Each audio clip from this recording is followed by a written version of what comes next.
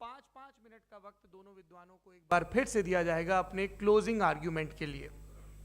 और उसके बाद जो इस बहस के लिए सबसे ज़रूरी चीज़ है कि आप और हम और इंटरनेट पर देख रहे लाखों करोड़ों लोग, उनके सवाल जवाब होंगे। तो आप लोग जो यहाँ मौजूद हैं, आपके हम कुछ सवाल लेने की कोशिश करेंगे। 30 मिनट का वक्त हमने उसके लिए तय कर रखा है। इस तरह से ये 2 घंटे की बहस पूरी होगी। 2-3 बुनियादी बातें हैं जिनका हमें ध्यान रखना है। किसी भी किस्म की नारेबाजी में हमें शरीक नहीं होना है।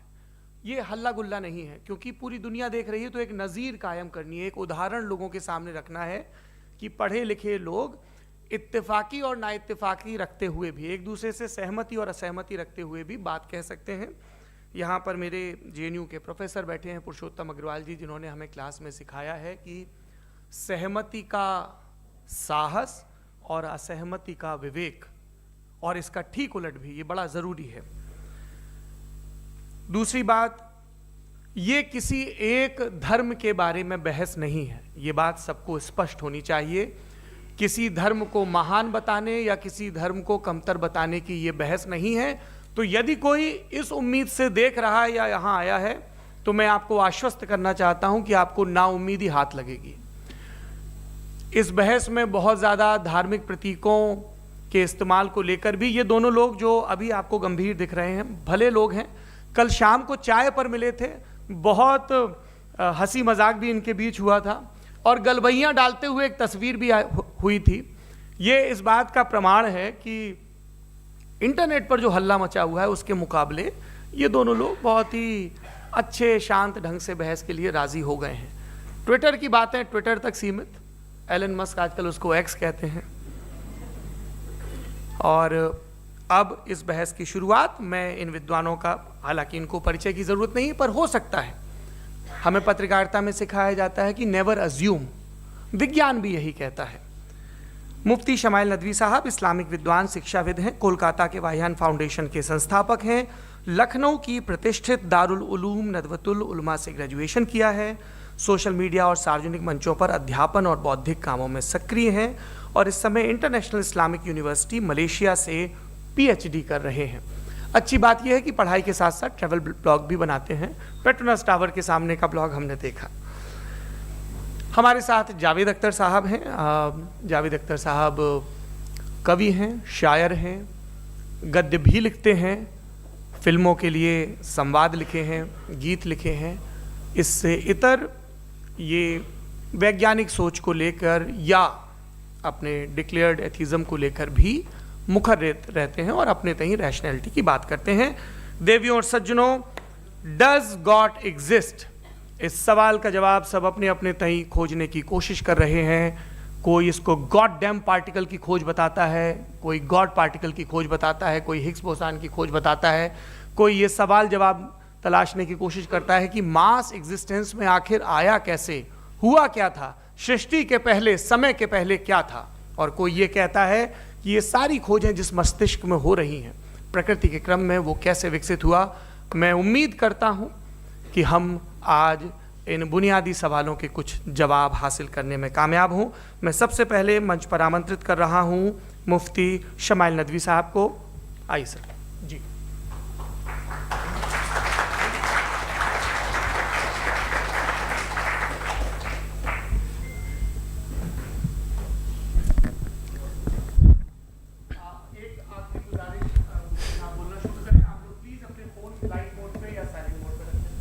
एक बार चेक कर ले, कई बार बेध्यानी हो जाती है।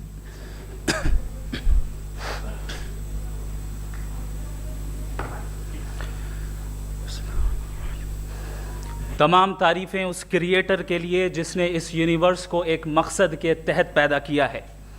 रिस्पेक्टेड जनाब जावेद अख्तर साहब, मिस्टर सौरभ द्विवेदी और respected audience, thank you all for being here today.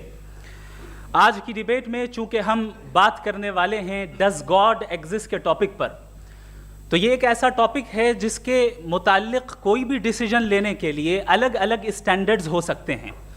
लिहाजा डिबेट के शुरू में ये ज़रूरी है कि हम ये जान लें कि आज के इस टॉपिक में कौन सा स्टैंडर्ड सही होगा और कौन सा गलत होगा। सबसे पहला स्टैंडर्ड जिसे मैं समझता हूँ कि हमारे रिस्पेक्टेड जनाब जावेद अख्तर साहब बड़ी तेज़ी के साथ उसकी तरफ लपकेंगे, वो है साइंस। जबकि साइंस दर हकीकत खुदा के एग्जिस्टेंस को डायरेक्टली साबित करने या उसके एग्जिस्टेंस को डिनाई करने के लिए स्टैंडर्ड नहीं बन सकती। और उसकी वजह क्या है, ये मैं नहीं कह रहा, ये वो लोग कह रहे हैं जो साइंस के एक्सपर्ट्स हैं। नेशनल एकेडमी ऑफ साइंस कहती है science doesn't have the processes to prove और disprove the existence of God. Why? क्योंकि साइंस का ताल्लुक एम्पेरिकल एविडेंस से है और एम्पेरिकल एविडेंसेस का ताल्लुक हमारे नेचुरल और फिजिकल वर्ल्ड से है, जबकि गॉड नॉन फिजिकल और सुपर नेचुरल रियलिटी है। लिहाजा नॉन फिजिकल रियलिटी को आप उस टूल के साथ नहीं चेक कर सकते जिसका काम फिजिकल रियलिटी को तलाश करना है। लिहाजा आज इस डिबेट में गॉड की एग्जिस्टेंस को साबित करने या उसे डिनाई करने में साइंटिफिक एविडेंस को एक्सेप्ट नहीं किया जाएगा। दूसरा स्टैंडर्ड हो सकता है रेविलेशन, कि रेविलेशन के जरिए हम ये साबित करें कि गॉड एग्जिस्ट करता है या नहीं। लेकिन ये स्टैंडर्ड भी आज इररेलेवेंट है। क्यों? क्योंकि रेविलेशन मेरे नज़दीक सोर्स ऑफ नॉलेज है, वैलिड सोर्स ऑफ नॉलेज है, लेकिन हमारे जावेद अख्तर साहब के नज़दीक ये वैलिड सोर्स ऑफ नॉलेज नहीं है। लिहाजा आज की डिबेट में मैं एक भी एविडेंस किसी भी मजहबी स्क्रिप्चर से नहीं दूंगा ताकि जावेद अख्तर साहब के लिए वो अनएक्सेप्टेबल ना हो। तीसरा जो मेयार हो सकता है वो है ऑब्जर्वेशन, कि भाई कोई कहे कि हमें खुदा दिखाओ, अगर है तो दिखाओ, या ये कि खुदा के एग्जिस्टेंस पर एम्पेरिकल एविडेंस दो, तो ये है दर हकीकत गलत टूल का इस्तेमाल करना। ये ऐसा ही है कि जावेद साहब मुझसे ये मुतालबा करें कि मुफ्ती साहब आप मेटल डिटेक्टर के जरिए प्लास्टिक डिटेक्ट करके दिखाएं। अब चूंकि प्लास्टिक डिटेक्ट नहीं हो पा रही है लिहाजा plastic does not exist. No, you are using the wrong tool. इस टूल से प्लास्टिक को डिटेक्ट नहीं किया जाता। लिहाजा मैं समझता हूं कि गॉड के एग्जिस्टेंस पर एम्पेरिकल एविडेंस का मुतालबा करना एक बचकाना मुतालबा है और हमारे रिस्पेक्टेड जनाब जावेद अख्तर साहब इस स्टेज से अब बहुत आगे निकल चुके हैं। अब बचता है एक ही स्टैंडर्ड और वो स्टैंडर्ड है अक्ल, लॉजिक, रीजनिंग। और यही वो स्टैंडर्ड है जिसके तहत गॉड की एग्जिस्टेंस को साबित किया जाएगा या गॉड की एग्जिस्टेंस को डिनाई किया जाएगा। लेकिन चूंकि ये बहुत इंपॉर्टेंट और सेंसिटिव टॉपिक है, इसलिए लॉजिकल आर्ग्यूमेंट भी ऐसा होना चाहिए जो डेफिनेटिव हो, इनडेफिनेटिव ना हो, जो 2 और 2 4 की तरह बिल्कुल वाजे हो, जिसे लॉजिकली रिजेक्ट करना पॉसिबल नहीं हो। फॉर एग्जाम्पल हम कहें हमारे रिस्पेक्टेड मिस्टर सौरभ साहब, ये एक इंसान है और तमाम इंसान कॉन्शियस बीइंग है। लिहाजा नतीजा क्या निकला, हमारे सौरभ साहब भी कॉन्शियस बीइंग है। क्या ये इनडेफिनेट आर्ग्यूमेंट है या डेफिनेट आर्ग्यूमेंट है? ये डेफिनेट आर्ग्यूमेंट है। ये 2 और 2 की तरह वाजे है, इसमें किसी तरह जो है लॉजिकली इसको रिजेक्ट नहीं किया जा सकता। तो अगर आज हमारे जावेद अख्तर साहब ऐसी कोई अकली दलील और लॉजिकल एविडेंस दें खुदा के ना होने पर जो डेफिनेट भी हो, तो मैं ये ऐलान करता हूं कि यकीनन मैं उस एविडेंस को कबूल करूंगा और उस पर गौर करूंगा। लेकिन साथ में ये भी ऐलान कर देता हूं प्रेडिक्शन के तौर पर कि ऐसा कोई डेफिनेट आर्ग्यूमेंट कोई नहीं पेश कर सकता। दलील हम देंगे और डेफिनेटिव दलील देंगे, लॉजिकल दलील देंगे, ऐसी दलील देंगे जो एंटायर एथिस्टिक वर्ल्ड उसे रेफ्यूट नहीं कर सकती।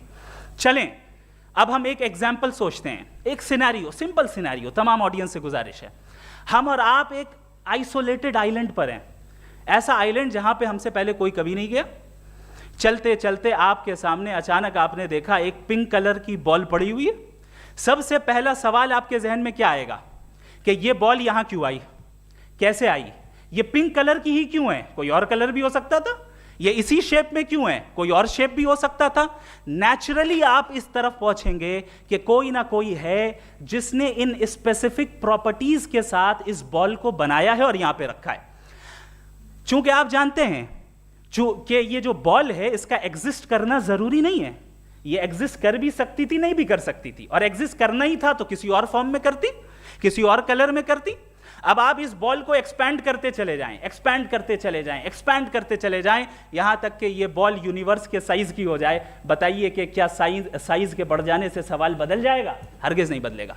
अभी भी सवाल रहेगा, ये यूनिवर्स कहां से आया, इन स्पेसिफिक प्रॉपर्टीज के साथ कहां से आया, क्यों आया, किसने बनाया, ये सवाल उस वक्त भी वैलिड रहेगा। लेकिन ये सवाल अगर हम जनाब जावेद अख्तर साहब से करें तो चूंकि इनका वर्ल्ड व्यू एथिस्टिक है, और सिर्फ इनका नहीं, मतलब जितने भी एथिस्ट हैं और एथिस्टिक वर्ल्ड व्यू को रखने वाले से अगर आप ये सवाल करें कि ये यूनिवर्स कहां से आया, तो इनका जवाब या तो आर्ग्यूमेंट फ्रॉम इग्नोरेंस होगा या डॉगमेटिक होगा। या तो ये कहेंगे कि मुझे नहीं पता कि ये कहां से आया, लिहाजा गॉड डज नॉट एग्जिस्ट, ये आर्ग्यूमेंट फ्रॉम इग्नोरेंस है।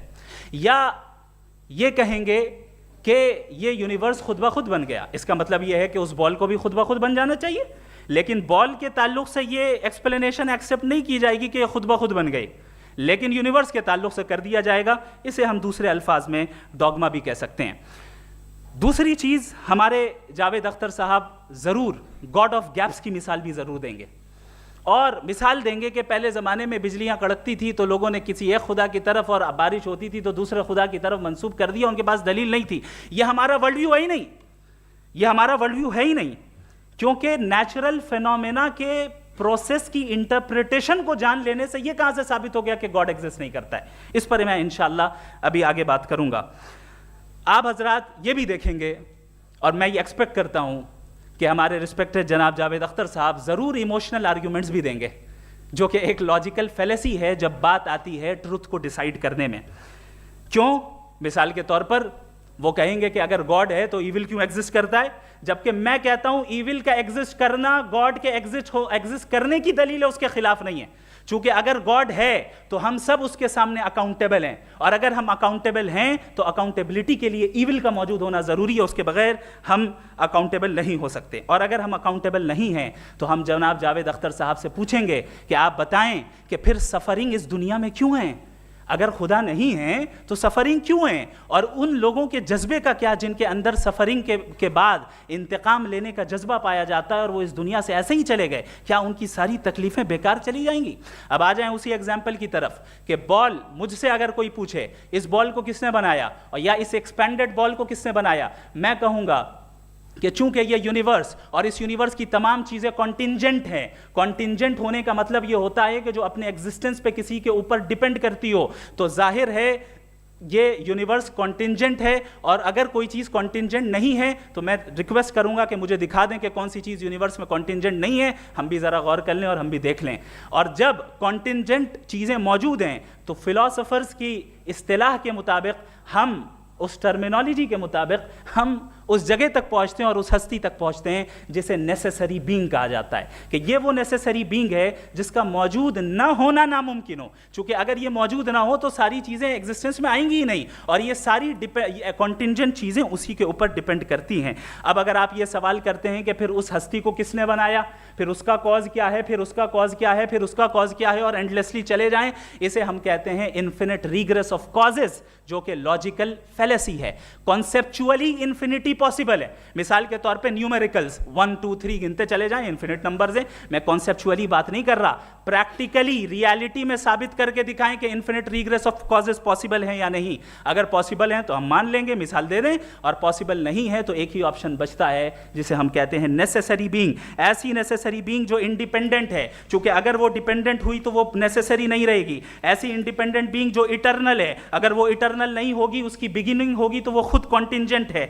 ऐसी बीइंग जो पावरफुल है, क्योंकि कॉन्टिंजेंट को एक्चुअलाइज करने के लिए पावर चाहिए। ऐसी बीइंग जो इंटेलिजेंट है और नॉलेजेबल है, क्योंकि ये यूनिवर्स स्पेसिफिक फॉर्म और स्पेसिफिक लॉज ऑफ नेचर के तहत प्रिसाइजली चल रहा है। Thank you. थैंक यू मुफ्ती साहब। मैं इन दलीलों के बाद जावेद अख्तर साहब से गुजारिश करूंगा, आप बैठ के बोलना चाहेंगे या बाहर? जी।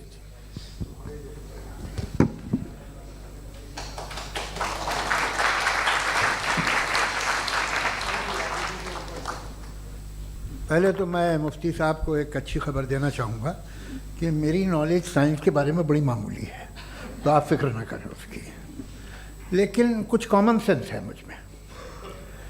देखिए, ये खुदा का तस्वुर कोई नया तस्वुर नहीं है, ये सदियों से रहा है। ये कुछ रिलीजन 3000 साल पुराने होंगे, 4000 साल पुराने होंगे, लेकिन इंसान कोई 10,000 12,000 साल से एग्जिस्ट करता है होमोसेपियन की शक्ल में, और हमेशा कुछ ना कुछ मज़हब रहे। ये मज़हब जाहिलों के नहीं थे, ये मज़हब एक ऐसी ग्रीक सोसाइटी के थे जहाँ बड़े बड़े फिलोसफर्स पैदा हुए। ये मज़हब इजिप्शियंस के थे जिन्होंने पिरामिड्स बनाए थे। ये रोमन्स के थे कि जिनका आर्किटेक्चर और सेनेट यानी पहली बुनियाद डेमोक्रेसी की लिमिटेड थी, मगर डेमोक्रेसी थी, ये उन लोगों ने किए थे। तो इनका जो जुपिटर था, रा था, ज़्यूस था, उन्हें उस पर इतना ही एतमाद था जितना आज किसी मजहबी आदमी को अपने खुदा पे होगा। क्रिश्चियनिटी आने से पहले यूरोप में एक मज़हब था जर्मेनिक रिलीजन। उसका एक खुदा था, उसकी एक बीवी थी, उसके 2 बेटे थे, एक बेटी थी। फिर जर्मनी में जब यूरोप में क्रिश्चियनिटी आई तो वो खुदा, उसकी बीवी और पूरे ख़ानदान चला गया। तो हमने, अगर हम हिस्ट्री देखें तो खुदा जो हैं वो ज़्यादातर फ़ानी हैं, वो हमेशा रहे नहीं। और वो जो लोग इन्हें मानते थे उनको आप कहें वो तो जाहिल थे, उन्हें तो कुछ पता ही नहीं था, ऐसा नहीं है। वो अपने वक्त में बड़े काबिल लोग थे और अपने वक्त में उन्होंने बड़े बड़े काम किए हैं, फिलोसफर्स थे, साइंटिस्ट थे, लेकिन उनका मज़हब कहाँ गया, उनके खुदा कहाँ गए? आज जो खुदा हैं दुनिया में लोग उन्हें मानते हैं। आपको क्या मालूम कि कितने बरसों के बाद क्या होने वाला है? हम यूरोप में देखते हैं तो चर्च खाली हैं। तो वक्त के साथ चीज़ें बदलती हैं। जहाँ तक इसका ताल्लुक़ है मज़हबों का, हर मज़हब आपसे एक चीज़ मांगता है, फेथ। ये फेथ क्या चीज़ होती है? What is the difference between faith and belief? ये तो बहुत ही अहमकाना बात होगी कि कोई आदमी कहे साहब अगर खुदा है तो मुझे दिखाइए। ये तो जाहिलाना बात हुई। मैंने तो नॉर्थ पोल नहीं देखा है, मगर मैं मानता हूँ कि नॉर्थ पोल है। मैं क्यों मानता हूँ? इसलिए कि अगर ये दुनिया राउंड है तो उसका कोई टॉप होगा। कुछ लोग हैं जो वहाँ गए भी हैं, कॉमन सेंस कहता है कि ऐसा होगा, सबूत है, गवाह है, रीज़न है। तो ये मेरा फेथ नहीं है। तो फेथ में और बिलीफ में डिफरेंस क्या है? जो मज़हब मांगता है आपसे, हर मज़हब फेथ मांगता है। फेथ का मतलब ये है कि ना कोई गवाह हो, ना कोई सबूत हो, ना कोई रैशनल हो, ना कोई लॉजिक हो, ना कोई प्रूफ हो, मगर तुम एक बात को मानो। ये है फेथ। वरना बिलीफ होता। अगर इसमें कुछ भी सबूत होते, गवाह होते, तो फिर इसे आप बिलीफ कहते हैं। जैसे मेरा बिलीफ है कि नॉर्थ पोल है, मेरा फेथ थोड़ी है। फेथ इन तमाम शर्तों को रद्द करता है। तो फिर स्टुपिडिटी क्या है? अगर मैं एक बात ऐसी मानूं जिसकी ना कोई लॉजिक है, ना कोई रैशनल है, ना कोई प्रूफ है, ना कोई गवाह है, ना कोई सबूत है, और मैं उसे मानूं, तो ये स्टुपिडिटी हुई। इसे ही भाई कल को मैं यकीन कर लूँ कि एलॉन मस्क जो है मेरा भाई है, तो मुझे इंतहाई खुशी होगी, सुकून भी बहुत मिलेगा मुझे। लेकिन और कहे भाई क्यों मानते हो, क्या सबूत है भाई, वो तो अमेरिकन है और तुम तो इंडियन हो, वो तो नस्ल अलग है, तुम्हें कभी मिले भी नहीं। साहब देखिए मेरा फेथ है, इस पर बात न किया। फेथ का मतलब ही यह है कि आप प्रूव नहीं कर सकते। अगर आप प्रूव कर सकते हो तो फेथ की ज़रूरत ही नहीं, फिर तो आप बात करेंगे, आप कितनी बहस कर लीजिए। अल्टीमेटली दुनिया का हर मजहब फेथ पे टिका है, और फेथ का मतलब है एक ऐसा यकीन जिसका कोई सबूत, कोई गवाह, कोई रैशनल नहीं। अब आप ये कहें, क्या आप ये क्यों कह रहे हैं कि साहब ये कायनात किसने बनाई? कमाल ये है कि आपने बताया कि एक आइलैंड पे गए और एक बॉल देखी। आपने ये नहीं कहा कि आइलैंड किसने बनाया, आपको सिर्फ बॉल पे हैरत हुई। हमने आइलैंड पे हमने हैरत नहीं की, होते हैं आइलैंड। इसी तरह ये आइलैंड है, सितारे, ये गैलेक्सीज, ये सब आइलैंड हैं खला में। हम उन्हें टेकन फॉर ग्रांटेड लेते हैं, हम पूछते नहीं किसने बनाए। आपने जजीरे के बारे में भी नहीं पूछा है। मेरी पैदाइश कैसे हुई? क्या मैं प्लान्ड पैदा हुआ था? I was plan to be born, या एक लकी स्पर्म था जो किसी एक से चिपक गया? मेरी पैदाइश रैंडम। और इंसाफ जिसे आप कहते हैं, इंसाफ का तो नेचर से कोई वास्ता ही नहीं है। जो आप कहते हैं कि एक दिन इंसाफ मिलेगा, इंसाफ is a human concept, nature में कोई इंसाफ नहीं। अगर शेर हिरन को खा जाता है तो उसे कोई सजा नहीं मिलती। अगर एक आंधी आती है और हरे भरे पेड़ों को उखाड़ के फेंक देती है तो आंधियों की जेल नहीं होती है। नेचर में इंसाफ नहीं, इसलिए मुझे नेचर को इंसाफ की ज़रूरत भी नहीं। नेचर तमाम एक है।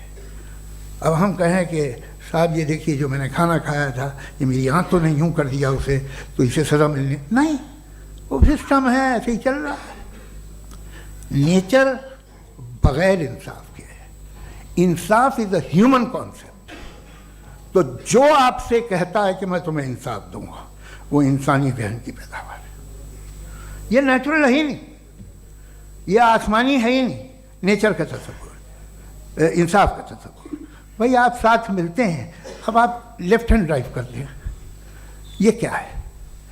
तमाम सच, तमाम नेकी, तमाम शराफत लेफ्ट हैंड ड्राइव है। वरना क्या होगा, या तो आप क्रॉस कर देंगे, आपका एक्सीडेंट हो जाएगा, या आप किसी को मार देंगे, या ट्रैफिक जैम हो जाएगा। झूठ, बेईमानी, रिश्वतखोरी, ये तमाम जो है driving on the wrong side है। इसके ऊपर कुछ नहीं। ये तो हमने बनाया, जैसे हमने लेफ्ट हैंड ड्राइव बनाई है। ये कॉन्सेप्ट ऑफ इंसाफ जो है ये हमारा है, इसका नेचर से कोई वास्ता नहीं। शेर खा जाता है हिरन को, उसे जेल होती है क्या? कुछ भी नहीं, है ही नहीं। तो ये जो दुनिया के रिलीजन प्रॉमिस करते हैं आपसे इंसाफ, इसी से मालूम होता है कि ये मैन मेड है। ये तसव्वुर कहीं और का है ही नहीं। जो नेचर है, कुछ लोग कहते हैं नेचर ही खुदा है, तो नेचर में तो इंसाफ नहीं कहीं। और आप वादा कर रहे हैं कि तुम्हें मरने के बाद इंसाफ मिलेगा। मुझे अगर मिलेगा तो मैं बहुत खुश हूँगा, लेकिन मैं यकीन नहीं कर पाता हूँ, इसलिए कि मैं फेथ नहीं पैदा कर सकता। The very fact that religions demand faith, इसका मतलब है कि उनके पास जस्टिफिकेशन नहीं है। अच्छा था, फिर रिलीजन अगर मॉडरेशन में है, कोई सा भी नहीं, वो आप में कुछ खूबियाँ भी पैदा करता होगा। देखिए उससे ये फ़ायदा है, वो फ़ायदा है। अल्कोहल जो है वो ज़्यादातर दवाओं में यूज़ होती है, और एक सर्वे किया गया था अमेरिका में कि लॉन्जेटिविटी किन लोगों की है। तो एक तरफ वो लोग थे जो शराब पीते ही नहीं थे, और एक तरफ वो थे जो एक बोतल शराब रोज़ पीते थे। सबसे ज़्यादा लंबी उम्र उनकी है जो 2 पैक नाप के शराब पीते हैं और खाना खाते हैं। मगर हम शराब को बुरा समझते हैं, मैं भी बुरा समझता हूँ। क्यों? ऐसा होता नहीं। कुछ चीज़ों में आदत होती है कि वो बढ़ती है। आज तक में एक आदमी दूध पीता है, आप 10 साल बाद भी मिलेंगे तो एक ही गिलास पीता होगा। ऐसा नहीं होता, सुबह से दूध पीता रहता है। मिल्कोहलिक मैंने नहीं देखे, अल्कोहलिक होते हैं। ये टेंडेंसी है मजहब की कि वो बढ़ता है, जैसे कैंसर बढ़ता है, जैसे शराब बढ़ती है। कुछ लोग होंगे जो उसे सही तरह से यूज़ करते हैं। मुझे यकीन है कि हमारे मुफ्ती साहब भी उनमें से एक हैं, इनसे बहुत खुशी हुई मुझे इनसे मिलकर। लेकिन कितने लोग हैं कि आज आप देखते हैं दुनिया में जो तबाहियाँ हैं, इनमें कितना हाथ है उन लोगों का जो बिलीवर कहते था मजहब ये नहीं कहता, ना कहता होगा, मगर जब ये मजहब पीते हैं तो ऐसे बिहेव करते हैं। थोड़ा सा अगर हो तो शायद बहुत अच्छी बात, लेकिन शराब थोड़ी सी नहीं रहती, उसमें टेंडेंसी है। पहले थोड़ा सा अगर 2-3 कैंसर के सेल हो ना बॉडी में तो आदमी स्लिम रहेगा, लेकिन वो 2-3 सेल नहीं रहते, वो मल्टीप्लाई होते हैं। जावेद साहब टाइम पूरा हो गया। टाइम हो गया, तो बस बात खत्म हो गई। अच्छा, मुझे कुछ और कहने को था भी नहीं। जी, मैं पहले जवाबी दौर के लिए इनवाइट कर रहा हूँ मुफ्ती साहब को। Your rebuttal round 1, you have 7 minutes.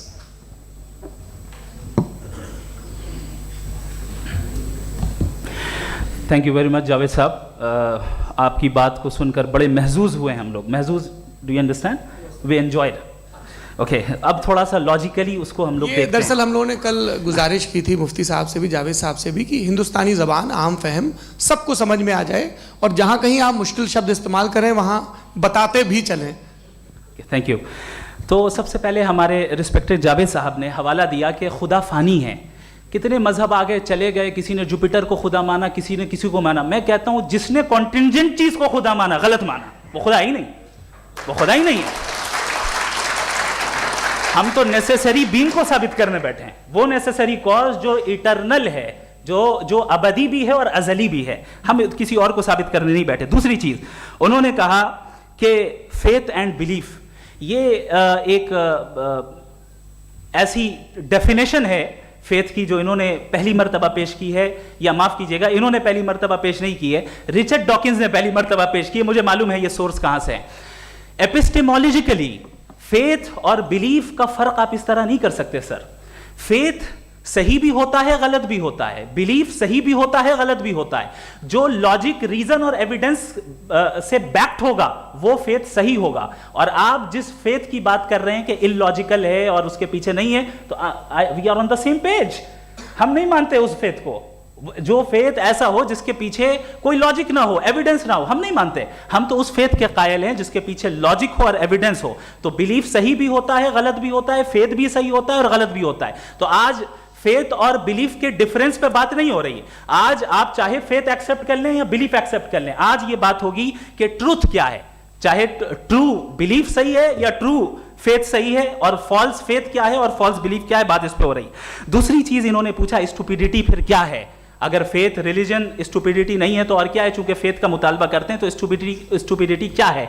मैं कहता हूं स्टुपिडिटी एथिज्म है। उसकी वजह यह है कि आप एक सड़क पे जा रहे हो और आप किसी गार्डन में जाएं और देखें वहां लिखा है फूलों के साथ, I love Javed Akhtar, and I really do, I love you sir.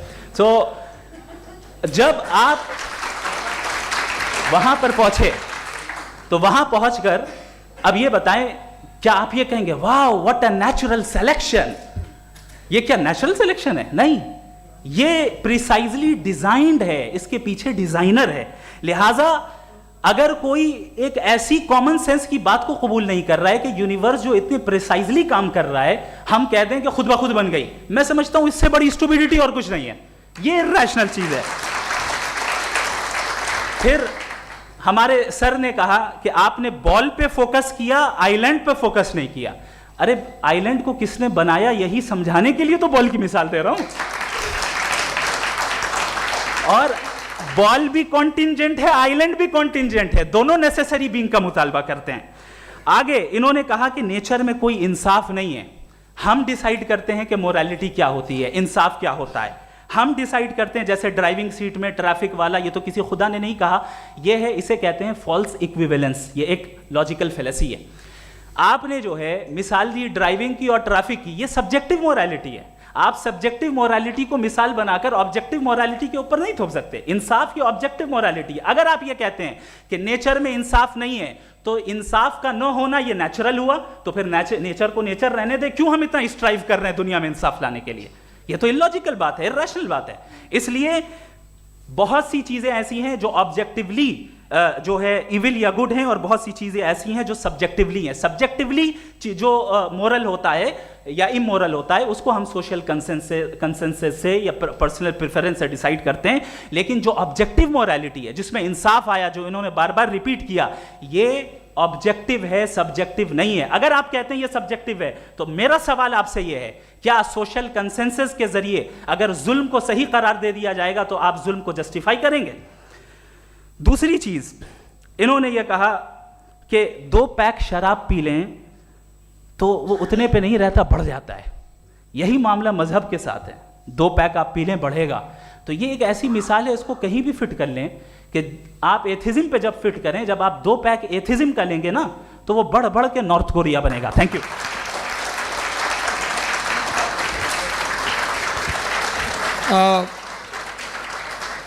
First round के रिबटल के लिए मैं जावेद साहब को इनवाइट कर रहा हूं। आपके पास 7 मिनट का वक्त है, रीसेट कर दीजिएगा प्लीज। मुझे इस बात की खुशी है कि मुफ्ती साहब ने भी मान लिया कि नेचर में कोई इंसाफ नहीं है। तो कोई भी चीज़ जो इंसान ने नहीं बनाई है उसमें इंसाफ नहीं होता है। एक बात मैं आपसे अर्ज़ करूँ, ज़रा पता लगा लीजिएगा, ये जो आप बाग में जाते हैं बेहद खूबसूरत फूल देखते हैं ना, इनमें से कोई नेचुरल नहीं है। ये सारे फूल क्रॉस करके बनाए गए हैं। जो जंगल में फूल होते हैं नहायत मामूली होते हैं, ये फूल इंसानों ने बनाए हैं। जो आप बाग में देख के वाह वाह कहते हैं, ये इंसानों के बनाए हुए हैं। डिफरेंट फूलों को क्रॉस करके, डेवलप करके, फिर क्रॉस करके इस तरह से बनाए गए। नेचुरल फ्लावर नहीं। किसी जंगल वीरान में जाके आप गुलाब के फूल नहीं देखेंगे। ये सब बनाए हुए इंसान ने, बहुत से काम इंसान ने किए हैं। बाकी है कि आपने मेरी एक बात का जवाब नहीं दिया, जिससे मुझे शिकायत है कि फेथ क्या है और आप फेथ मांगते क्यों हैं मुझसे? आप तो लॉजिकल हैं, आपके पास तो सारे रैशनल्स हैं, आपके पास सारे सबूत हैं, तो आपको फेथ की डिमांड क्यों करते हैं कि भाई तुम सरेंडर कर दो और सवाल मत करो? कोई मजहब सारे सवाल करने की इजाज़त नहीं देता है और मना करता है कि ज़्यादा सवाल ना करो, बहक जाओगे तुम। आप क्यों रोकते हैं? हकीकत यह है कि इंसानी तारीख क्या है। इंसानी तारीख ये है कि दुनिया में 2 तरह के लोग हुए हैं।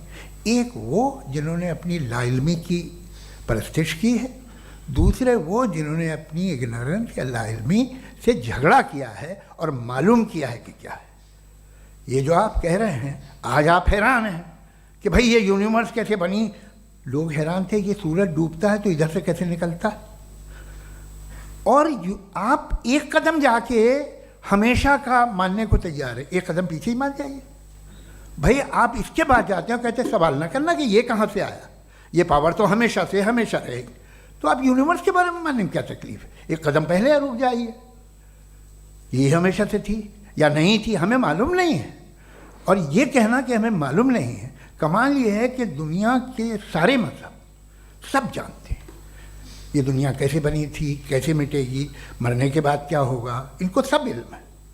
इनको किसी को डायनासोर होते थे पहले ये नहीं पता था, किसी को नहीं पता। किसी भी दुनिया की मजहबी किताब में डायनासोर का जिक्र नहीं है। लेकिन बाकी सब बातें, how to make universe in 4 easy lessons and बाकी सब पता है। जिसको सब पता है वो गड़बड़ है। हम में ये इंकिसार, ये ह्यूमिलिटी होनी चाहिए कि हम ये कहें कि हमें ये बहुत सारी बातें नहीं मालूम, लेकिन हम उनकी परस्तिश न करें, अपनी लाइल्मी को की परस्तिश न करें, हम उसे पता लगाने की कोशिश करें। जिस दुनिया में आप बैठे हैं सर, ये हॉल जो है, ये इलेक्ट्रिसिटी जो है, ये माइक जो है, जिस हवाई जहाज से आप आए थे, वो जिस कार से आप यहाँ आए हैं, ये सब उन लोगों की बनाई हुई है जिन्होंने सवाल किए थे। ये दुनिया जिसमें आप आज आराम से हैं, ये उन लोगों की बनाई है कि जिन्होंने सवाल किए थे। और हर स्टेज पे इन सवालों को मकरूह कहा गया था, गलत कहा गया था। आप ज़रा तारीख पढ़िए, एक बड़ी दिलचस्प किताब है बर्ट्रैंड रसेल की, जिसमें उसने रिलीजन एंड साइंस कि कब से रिलीजन जो है साइंस के अगेंस्ट है, और हद तो ये है कि भाप के इंजन के खिलाफ थे, स्टीम इंजन के भी खिलाफ थे, और फतवे हुए उन पर, वेटिकन ने दिए। तो ये हमेशा, अभी जैसे ही ये राइट विंगर आते हैं अमेरिका में पावर में, तो वो जो अपना ये क्या बोलते हैं उसे, सीड क्या बोलते हैं, सीड क्या जो, हाँ नहीं सीड जो होते हैं जिन पे जी नहीं भाई, वो जो ह्यूमन बॉडी के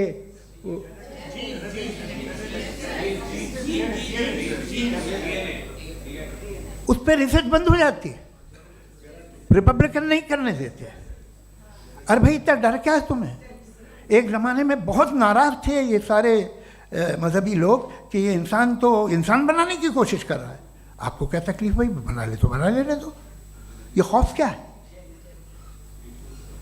और ये सब आज जो आप कह रहे हैं नामुमकिन है, ये कैसे हुआ? मुझे एक किस्सा याद आता है। जब मैं छठी क्लास में था तो मैं मैथमेटिक्स में बहुत वीक था, तो एक टीचर रख दिया गया, उसने 1 2 3 4 5 6 7 को सिखा दिया मुझे। वो दिन मैं भूल नहीं सकता हूँ मुफ्ती साहब, जिस दिन उसने ये बताया कि 1/2 क्या होता है और 3/4 क्या होता है, मुझे ऐसा लगा कि मेरा सर बीच से फट जाएगा। ये आदमी कह रहा है कि जो दीवार के अंदर जाओ वॉक करते हुए। आज हंसता हूँ मैं इस बात पे। तो आज जो बातें आपके जहन से बिल्कुल परे हैं और आप हैरान होते उन्हें देख के, एक वक्त आएगा कि मामूली लगेंगे, और हुआ है। आपकी इंसानी तारीख ही है। इतनी जल्दी सारे फैसले आप मत कर लीजिए, थोड़ा ये ह्यूमिलिटी रखिए कि भाई ये हमें नहीं मालूम। ये कहने में क्या आ रहा है? ये यूनिवर्स कहाँ तक फैली, ये कब से है और कब तक रहेगी, हमें नहीं मालूम। आपने फैसला कर लिया कब बनी। ये आपके हिसाब से कोई 14 बिलियन ईयर बनी जो समझा जाता है। उससे पहले हजारों करोड़ों अरबों साल तक खुदा बैठा क्या कर रहा था? खामोश बैठा था, ऐसी जमाइयाँ ले रहा था।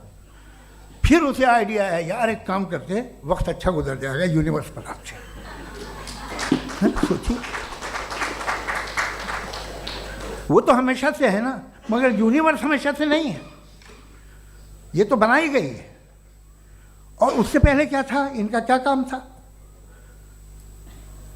कैसी बात है, ये बड़ा आसान है। जो बात हमें आज धीरे धीरे पता चली है, बरसों 2000 और 2500 साल पहले आपको किसी ने बता दिया कि क्या था, आप मान गए, और तब से वही मान रहे हैं जो 2500 साल पहले कहा गया था। सब कुछ बदल गया है, सॉल्व हो रही हैं चीज़ें। अभी साइंस बिल्कुल दावा नहीं करती, या कोई फिलोसफर ये दावा नहीं करता कि हमें सब मालूम, बल्कि वो कहता है कि हमें जितना मालूम होता है उससे ये मालूम होता है कि हमें कितना कम मालूम। तो हम अपनी जहालत से लड़ें, उसकी परस्तिश न करें। जी, टाइम है। Thank you so much. मैं तर्कों की श्रृंखला में राउंड 2 के लिए मुफ्ती साहब को आमंत्रित कर रहा हूँ। आपके पास एक बार फिर से 7 मिनट का वक्त है। शुक्रिया। जनाब जावेद अख्तर साहब कई मर्तबा दोहरा रहे हैं कि फ़ेथ का मतलब बताइए, फ़ेथ का मतलब बताइए। मैंने बता दिया, फ़ेथ सही भी होता है, गलत भी होता है। और आज हम फ़ेथ पे बात नहीं कर रहे, हम ट्रुथ और डज गॉड एग्जिस्ट पे बात कर रहे हैं। क्या डज गॉड एग्जिस्ट, ये ट्रुथ यानी गॉड है या नहीं है, इसमें से दोनों ट्रुथ क्या है। अब आप उसे फेथ कह लें, बिलीफ कह लें, नॉट माई बिजनेस। उसके बाद आपने कहा कि भाई सवाल करने से मजहब रोकता है। मैं कहता हूं जो रोकता है वो रोकता होगा, मैं नहीं रोकता, बल्कि सवाल करें, सवाल करना चाहिए। सवाल कर करके तो हम आगे बढ़ते हैं, तरक्की करते हैं, और इसीलिए मैं आज यहाँ पे आया हूँ। लेकिन सवाल सिर्फ खुदा से नहीं होगा, आपसे भी होगा। सवाल एथिज्म से भी होगा, सवाल सिर्फ मजहब से नहीं होगा, सबसे होगा। और आज मैं सवाल करूंगा और उम्मीद है कि आप जवाब देंगे। अभी तक आपने वैसे कॉन्टिंजेंसी आर्गुमेंट का कोई जवाब नहीं दिया। चलें, आपने कहा यूनिवर्स के बारे में इटर्नल क्यों नहीं बोल देते। ये चूंकि लॉजिकली पॉसिबल ही नहीं है कि यूनिवर्स इटर्नल हो। यूनिवर्स एक कॉन्टिंजेंट चीज है जो टाइम एंड स्पेस के पाबंद है, टाइम एंड स्पेस से बाउंड है। जो टाइम एंड स्पेस से बाउंड होगा वो कॉन्टिंजेंट होगा, जो कॉन्टिंजेंट होगा वो उसकी बिगिनिंग हुई होगी, जिसकी बिगिनिंग हुई होगी वो इटर्नल नहीं हो सकता। ये तो कॉमन सी बात है। आपने कहा कि किसी मजहबी किताब में डायनासोर का जिक्र नहीं है। अफसोस कि आज तक किसी मैथमेटिक्स के किताब में मुझे डायनासोर का जिक्र नहीं मिला। तो इसका मतलब मैथमेटिक्स की किताब बेकार है? नहीं, उसका वो टॉपिक नहीं है। रेवलेशन का और मजहबी किताबों का टॉपिक ये नहीं है कि आपको आके बताए साइकिल कैसे बनाते हैं, या आकर ये बताएं कि जो है डायनासोर कब था। वो तो मोरालिटी सिखाने आया है, गॉड के बारे में बताने आया, नॉन फिजिकल रियलिटी की हकीकत को सिखाने के लिए आया। रिलीजियन साइंस को रोकता है? नहीं रोकता। अगर रोकता है तो गलत करता है। रिलीजियन साइंटिज्म को रोकता है, जिसमें हमारे जावेद साहब मुब्तला हैं। साइंस और साइंटिज्म में फर्क है। साइंटिज्म यह है कि आप समझें कि साइंस और साइंटिफिक मेथोडोलॉजी ये नॉलेज को हासिल करने का वाहिद सोर्स ऑफ नॉलेज है। यह है साइंटिज्म। हम इसे रिजेक्ट करते हैं। हम साइंस को तो तरक्की करते हैं, भाई आप हमारी पूरी तारीख कर लें, पढ़ लें तो आपको पता चल जाएगा। बहरहाल ये अलग टॉपिक है। उसके बाद इन्होंने एक लफ्ज़ कहा, वेटिकन ने फतवा दिया। वेटिकन का फतवे से कोई ताल्लुक नहीं है, दोनों कॉन्ट्राडिक्टरी अल्फाज हैं। उसके बाद उन्होंने कहा कि भाई हमें नहीं मालूम। अगर नहीं मालूम तो क्लियरली कह देना कि नहीं मालूम है, इसमें क्या हर्ज है? तो वही तो मैं कह रहा हूं ना कि आप कह दें कि नहीं मालूम, लेकिन क्लेम क्यों कर रहे हैं कि गॉड एग्जिस्ट नहीं कर रहा है? आप कह दें नहीं मालूम है, हो सकता है हो सकता ना हो, लेकिन आप क्लेम कर रहे हैं। The moment you say God does not exist, this is a claim, and now the burden of proof is upon you too, जैसे हमारे ऊपर है। और क्यों है मैं बताता हूं, क्यों है ये भी मैं बताता हूं। फिलोसॉफिकली जो क्लेम होता है ना, सिर्फ ये नहीं होता कि इंसान कहे पॉजिटिव क्लेम करे और नेगेटिव क्लेम करे तो बर्डन ऑफ प्रूफ नहीं है। आप मिसाल के तौर पे मैं कहूं कि फुला उस कमरे में कोई नहीं है, मैंने एक नॉलेज का क्लेम किया है। उस कमरे में कोई नहीं है, मैंने एक नॉलेज का क्लेम किया। या तो मैं कहूं मुझे नहीं पता, हो भी सकता है नहीं भी हो सकता है, this is not a claim. लेकिन जब मैं कह रहा हूं कि वहां कोई नहीं है, या मैं कह रहा हूं वहां कोई है, दोनों क्लेम है और दोनों के ऊपर बर्डन ऑफ प्रूफ है। हमारे ऊपर भी बर्डन ऑफ प्रूफ है। मैंने कंटिजेंसी आर्ग्यूमेंट दिया, इसे तोड़कर दिखाइए। आखिरी चीज, इन्होंने कहा कि खुदा दुनिया बनाने से पहले 150 साल पहले या करोड़ों साल पहले क्या कर रहा था। अरे हजरत, चलें बहरहाल मैं जवाब दे देता हूं। आप हमारे रिस्पेक्टेड पर्सनैलिटी हैं, अगर आप नहीं होते तो मैं ऐसे एंटरटेन ही नहीं करता।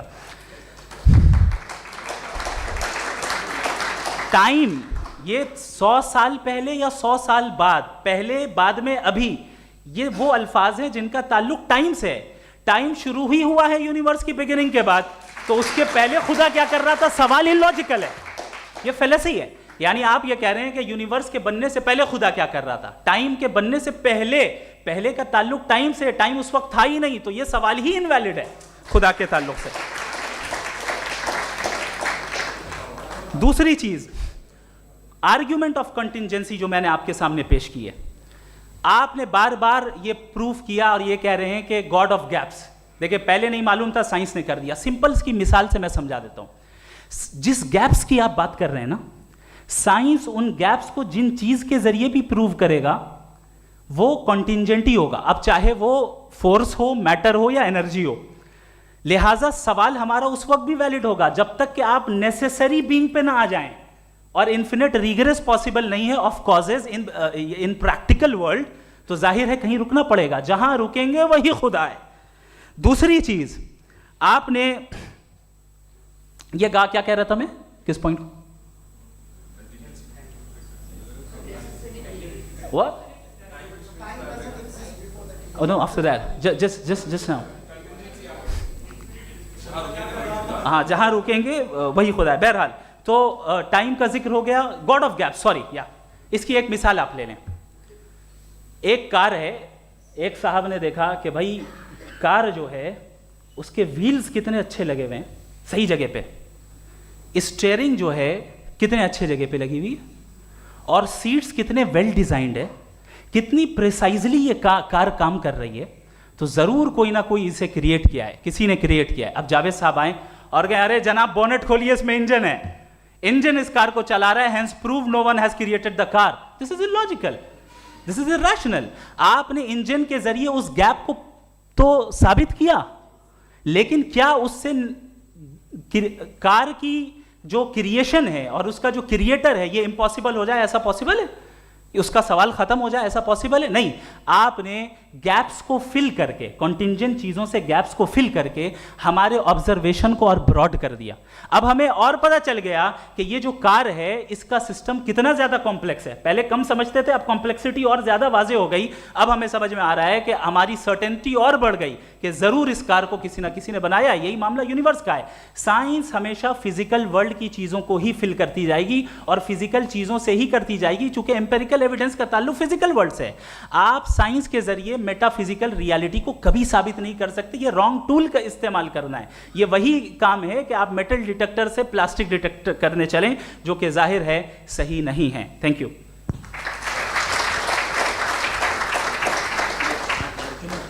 जी, ये आर्ग्यूमेंट का राउंड 2 है। हाँ। 7 मिनट है। पहले तो मैं आपसे अर्ज करूं कि आपने कहा कि जब कायनात ही नहीं थी तो वक्त भी नहीं था, कुछ भी नहीं था। कैसे नहीं था? खुदा था। एक एग्जिस्टेंस तो था ना खुदा का। तो जब खुदा था तो वक्त भी होगा। ऐसा नहीं है कि कुछ भी नहीं था, खुदा था। अच्छा, बाकी है कि आपने कहा साहब आप साबित कीजिए, आपके पास भी लॉजिक है या मेरे पास भी लॉजिक है। आप मेरा जिम्मेदारी नहीं है साबित करना कि खुदा है। बर्टन रसल ने बड़ी अच्छी बात कही।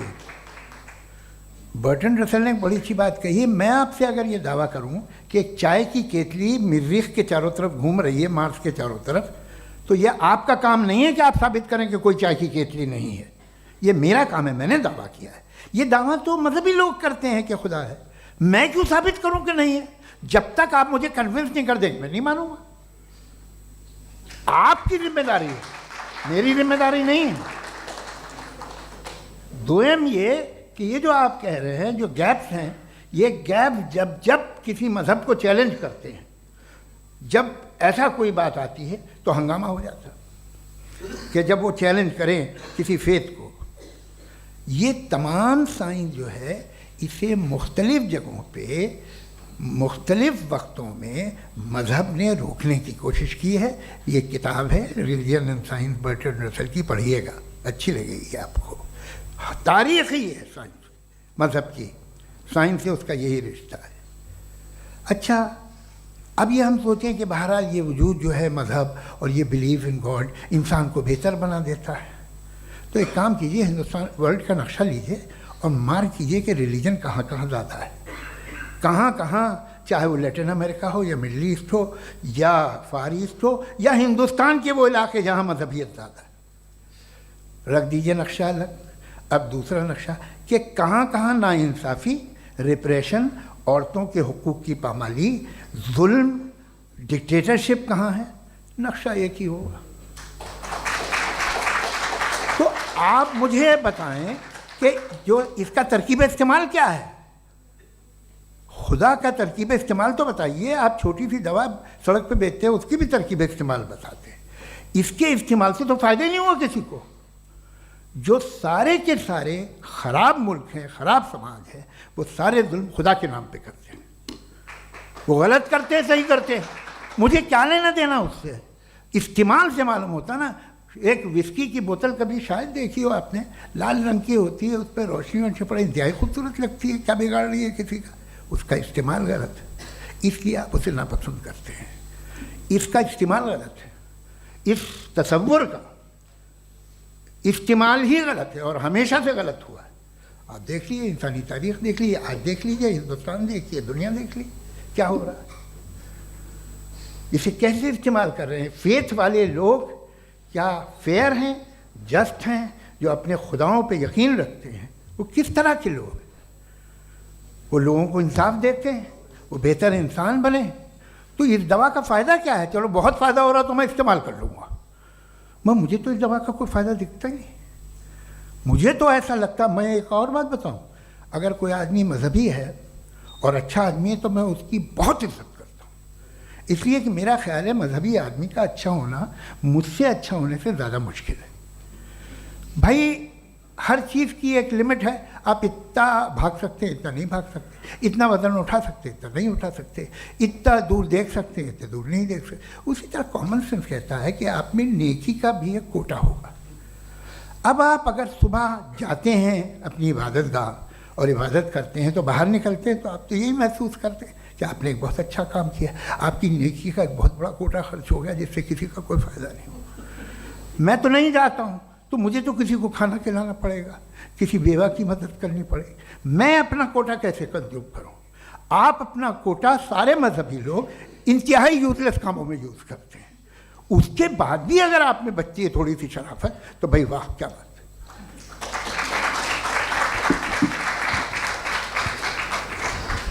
एक तो मुझे ये बात बहुत अच्छी लग रही है कि दोनों ही विद्वान समय को मानते हैं और बहुत समय से अपनी दलीलें और बाज दफ़ा समय से पहले अपनी तकरीरें पूरी करके अपनी अपनी कुर्सी पर बैठ रहे हैं। ये इस आर्ग्यूमेंट का राउंड 2 पूरा हुआ। अब रिबटल का राउंड 2 है और उसके बाद क्रॉस एग्जामिनेशन होगा। नहीं, आपका आर्ग्यूमेंट हो गया सर। हमारे यहाँ स्कूल के सिलेबस में पंच परमेश्वर कहानी पढ़ाई जाती है प्रेमचंद जी की लिखी हुई। आप निश्चिंत रहिए, आपके कोई राउंड में मिस नहीं होने दूंगा। रिबटल का राउंड 2 मुफ्ती शमाइल नदवी साहब।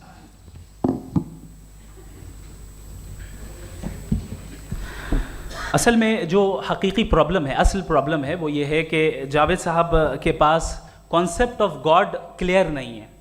इन्होंने कहा कि कायनात से पहले खुदा तो था, तब भी तो टाइम होगा।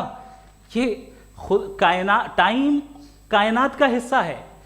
हम खुदा उस खुदा को मानते हैं, नेसेसरी बीइंग का टाइमलेस होना ज़रूरी है, चूँकि वो टाइम का क्रिएटर है। जब उसने टाइम को क्रिएट किया तो वो खुद टाइम पे कैसे होगा?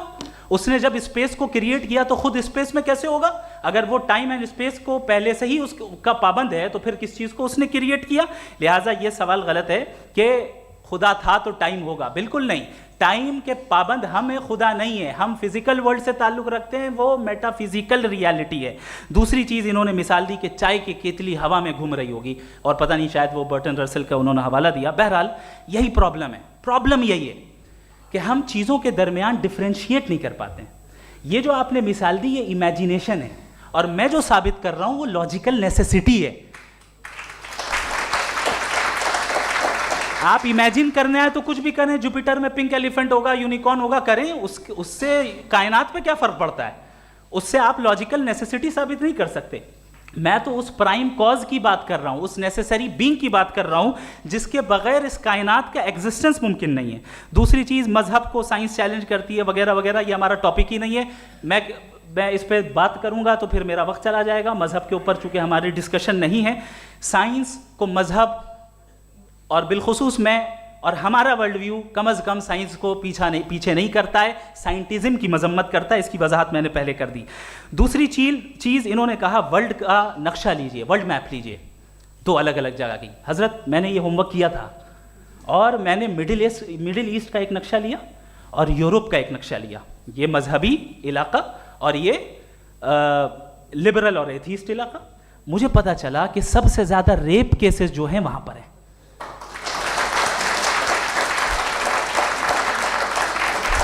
मुझे ये पता चला यूएन की रिपोर्ट के मुताबिक, मैं ये अपने घर से नहीं लेके आ रहा, कि जो वर्किंग वुमेन है यूरोपियन कंट्रीज में, उसमें 81% वुमेन सेक्सुअल हैरेसमेंट का वर्क में शुमार हो रही है। ये मिडिल ईस्ट में नहीं हो रहा है, वो मजहबी लोग हैं इसलिए नहीं हो रहा है। दूसरी चीज, आपने ये कहा कि मजहबी आदमी का अच्छा होना हमारे अच्छे होने से बहुत मुश्किल है, बहुत मुश्किल है। तो इसका मतलब यह है कि गॉड के अलावा आपके पास अच्छे और बुरे का कोई स्टैंडर्ड है। मैं चाहूंगा कि कन्वर्सेशनल स्टाइल वाली डिस्कशन और सेगमेंट पे इसी पे बात कर लेते हैं। Thank you very much.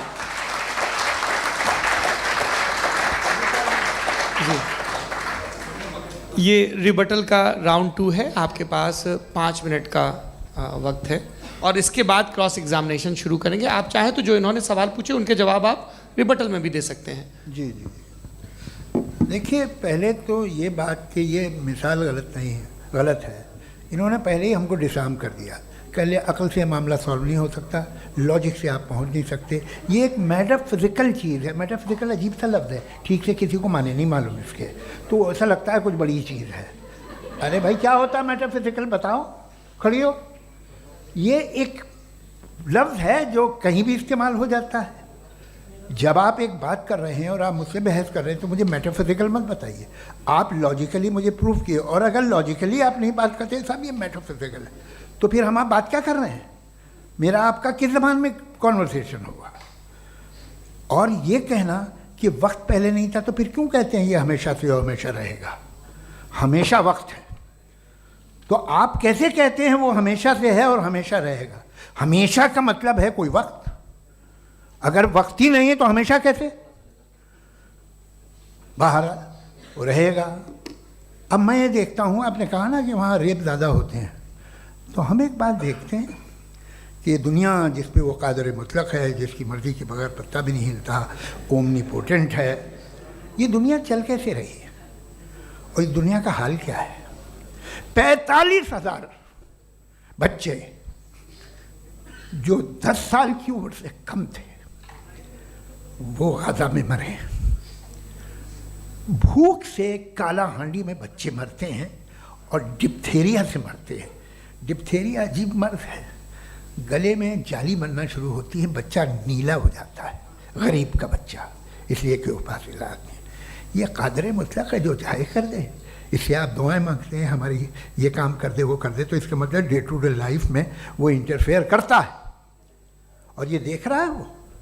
अगर वो वाकई भी है फॉर डिस्कशन सेक, तो मैं जब दुनिया देखता हूँ तो मेरे दिल में उसके लिए कोई इज्जत नहीं पैदा होती। ये क्या कर रहे हो तुम पूरे ऑल पावरफुल हो, ओमनीपोटेंट हो, ओमनी प्रेजेंट हो। तुम तो वहाँ गाजा में रहे होगे ना, तुम हर जगह हो। तुम देख रहे थे कि बच्चे की कैसे धज्जियाँ उड़ रही, तुम देख रहे थे और तुम चाहते हो मैं तुम्हारी परस्तिश करूँगा, तुम हो भी। अरे यार, इसके अच्छे तो हमारे चीफ प्राइम मिनिस्टर हैं, कुछ तो ख्याल करते हैं। कमाल है, आप किसकी इबादत कर रहे हैं? अगर वो है भी, ये दुनिया नाइंसाफी से, जुल्म से, जबर से, तशद्दुद से भरी हुई।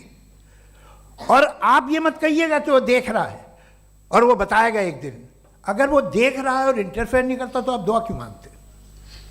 आप कहते हैं मेरा ये काम करा दे, इसके मतलब है वो दखल दे सकता है, वो आपको नौकरी दिलवा सकता है, भले दूसरे आदमी को न मिले, मगर आपका काम कर देगा चूंकि आपने दुआ मांगी है। तो जब वो आपको नौकरी दिला सकता है, लड़की की शादी कर सकता है, बेटे को ग्रीन कार्ड दिलवा सकता है, तो कम से कम ये जो मर रहे हैं बच्चे, इनको रोक दे, कुछ तो करे। मुझे तो दुनिया में, इस दुनिया का कोई मालिक है, इसका ओमनीपोटेंट कोई रूलर है, और ये दुनिया ऐसी चल रही है। मैं तो चाहूँगा कि भाई ना हो, अगर हो तो बड़ी शर्मिंदगी की बात है। शुक्रिया।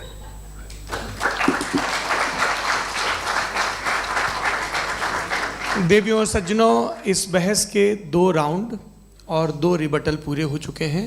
अब सबसे ज़रूरी और सबसे मुश्किल राउंड शुरू हो रहा है, क्रॉस एग्जामिनेशन का। अब इन विद्वानों की सज्जनता की एक परख भी होगी और वक्त हमने 16 मिनट का तय किया है। पहला सवाल आप पूछना चाहेंगे? जी बिल्कुल। पहले बोले भी आप आप माइक ले लीजिएगा हाथ में, ये नीचे से ऑन जाए। जी मैं बोलता हूँ, ये डायस हटा सकते हैं क्या हम थोड़ा क्विकली?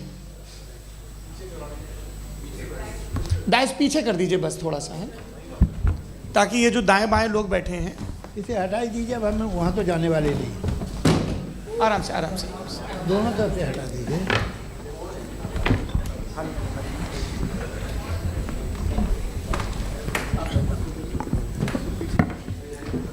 इस बीच आप लोग भी अपने अपने सवाल तैयार कर लें।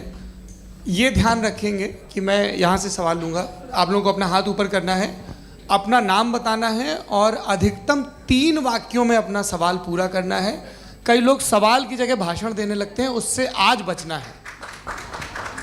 जी मुफ्ती साहब, पहला सवाल आपका, 16 मिनट हैं, हम दोनों लोगों के सवाल लेंगे। जी जी बहुत शुक्रिया। आपकी जो अभी बात हुई बहुत अहम थी, मैं इसको चाहूँगा कि आगे डिस्कस करूँ, लेकिन चूँकि अभी ये वो सेगमेंट है क्रॉस एग्जामिनेशन, तो सबसे पहला सवाल आपसे ये है कि जो मैं इतनी देर से कॉन्टिंजेंसी आर्ग्यूमेंट आपको बता रहा था, ये अकल से ही बता रहा था हज़रत, आप ये बताएं कि आप इन्फिनिट रिग्रेस ऑफ कॉजेस को पॉसिबल मानते हैं या नेसेसरी बीइंग के एग्जिस्टेंस को सही समझते हैं, चूंकि दो ही ऑप्शन हो सकता है, आप ये बताएं। देखिए, आपको मैं ईमानदारी से बात करूं, एक तो मैं कॉन्टीजेंसी वर्ड ठीक से समझता नहीं, और इस वक्त भी जो आपने अंग्रेज़ी के अल्फाज इस्तेमाल किए वो ज़रा थोड़े से मुझे डिफ़िकल्ट और कॉम्प्लिकेटेड लगे, तो आप ज़रा सिंपल ज़बान में सवाल कर सकते हैं। बिल्कुल कर सकता हूँ जी। यूनिवर्स की हर चीज़ कॉन्टिंजेंट होने का मतलब ये है कि वो अपने एग्जिस्टेंस में किसी के ऊपर डिपेंडेड है। जो भी चीज़ डिपेंडेड होगी वो चीज़ इंडिपेंडेंट नहीं हो सकती, तो उसका कोई ना कोई कॉज होगा। तो अब आप क्या समझते हैं कि ये इन्फिनिट रिग्रेस है, यानी कॉज पर कॉज, कॉज पर कॉज, कॉज पर कॉज, और कभी कोई यानी ये एंडलेसली चलता रहा? क्योंकि अगर ऐसा होगा तो हम तो एग्जिस्टेंस में आते ही नहीं, लॉजिकली ये मुत्तफक अलैह चीज़ है, मुत्तफक अलैह, अग्रीड अपॉन। ओके, अच्छा, हाँ। इस पे हमने एग्री किया था कि मुश्किल शब्द आएगा तो अर्थ बताना पड़ेगा। तो इन्फिनिट रिग्रेस तो पॉसिबल नहीं है, तो कहीं ना कहीं आपको रुकना पड़ेगा ऐसे नेसेसरी बीइंग पर। नहीं, कोई ज़रूरत नहीं रुकने की। किसने कहा आप रुकना पड़ेगा? आप रुकते हैं खुदा पे, आप नहीं रुकते। आप कहते हैं वो हमेशा से, जब उस वक्त से है जब वक्त नहीं था। आप कहाँ रुकते हैं कि अब हुआ था वो? आप नहीं कहते। हम क्यों नहीं मान सकते कि यूनिवर्स जो है और बल्कि मल्टीवर्सेस जो है वो हमेशा से हैं, वो बनती है, बिगड़ती है। एक हमारे यहाँ एक चीज़ है, ब्लैक होल, वो समेट लेता है वापस, फिर ब्लास्ट होता है, फिर फैल जाता है। और इसमें हमारी तो खैर कोई औकात ही नहीं है। इंसान की एक छोटे से ज़र्रे पे हम 50-60 साल की उम्र रखते हैं, जो करोड़ों अरबों साल की कायनात है उसमें, और पैदा भी नहायत ही बेहुदा वजह से हुए थे। तो इसमें ये सोचना कि इसकी वजूहात और ये क्यों है, ये डिपेंडेंट है, ये हम देख रहे हैं, क्या मालूम। आप सोचिए कि ये जो फैल रही है कायनात, ये कहाँ फैल रही है, ये कहाँ जा रही है, और ये फैल क्यों रही है? अरे बना ली थी तुमने, रुको भैया, काफ़ी है। ये फैल क्यों रही है? ये और कौन सी कायनात जिसे मैं दूरबीन से देखता हूँ तो 2 बिलियन लाइट ईयर पे है, उससे मेरा कोई वास्ता ही नहीं है।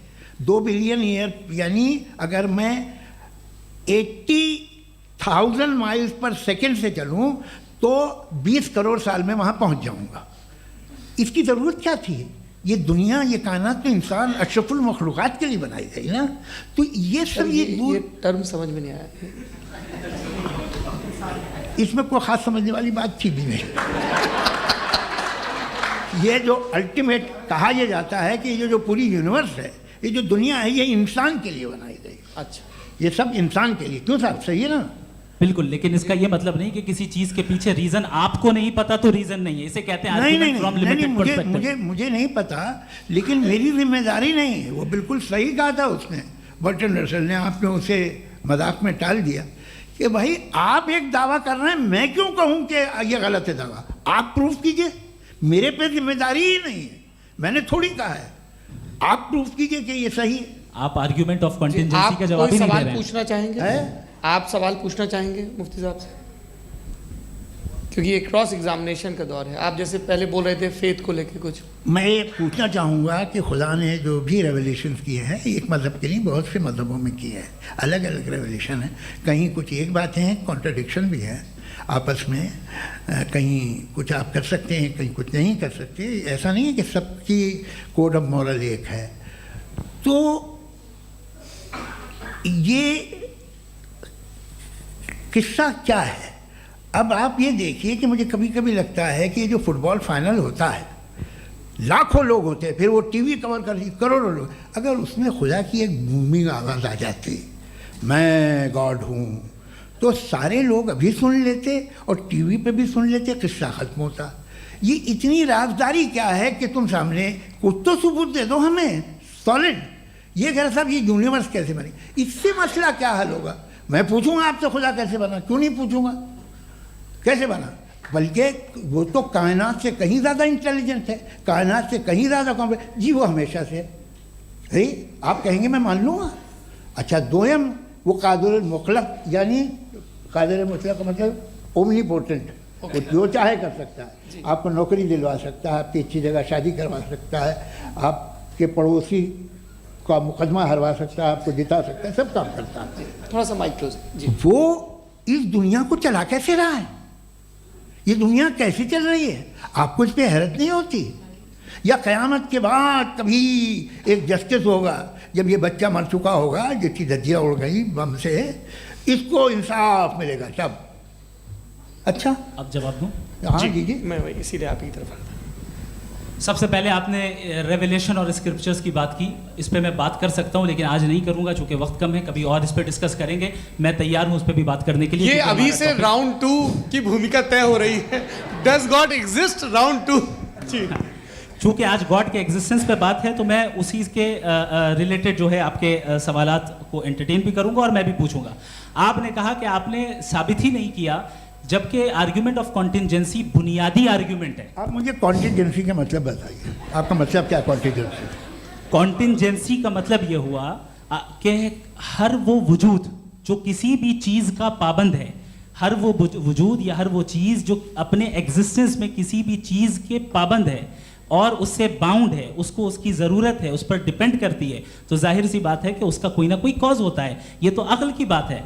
ये आप रीजनिंग की बात करते हैं, मैं वही कर रहा हूँ। दूसरी चीज़, आपने ये बात कही कि इतने बिलियन लाइट ईयर्स दूर है, उसका मेरा क्या लेना देना। फिर मेरे ख्याल से आपको ये नहीं कहना चाहिए I think therefore I am an atheist. आपको सोचना चाहिए। सिर्फ आप एक लिमिटेड दायरे में रहकर नहीं सोचें, बल्कि बाहर निकलकर सोचें। आपने तीसरा सवाल किया, आपने सर, 2-3 सवाल एक साथ किए। ऐसी बातें ना कीजिए, कुछ लोगों को इतराज़ हो जाएगा आप पे कि आप कुछ भी सोचिए। ये इजाज़त आपको है नहीं, मुझे है।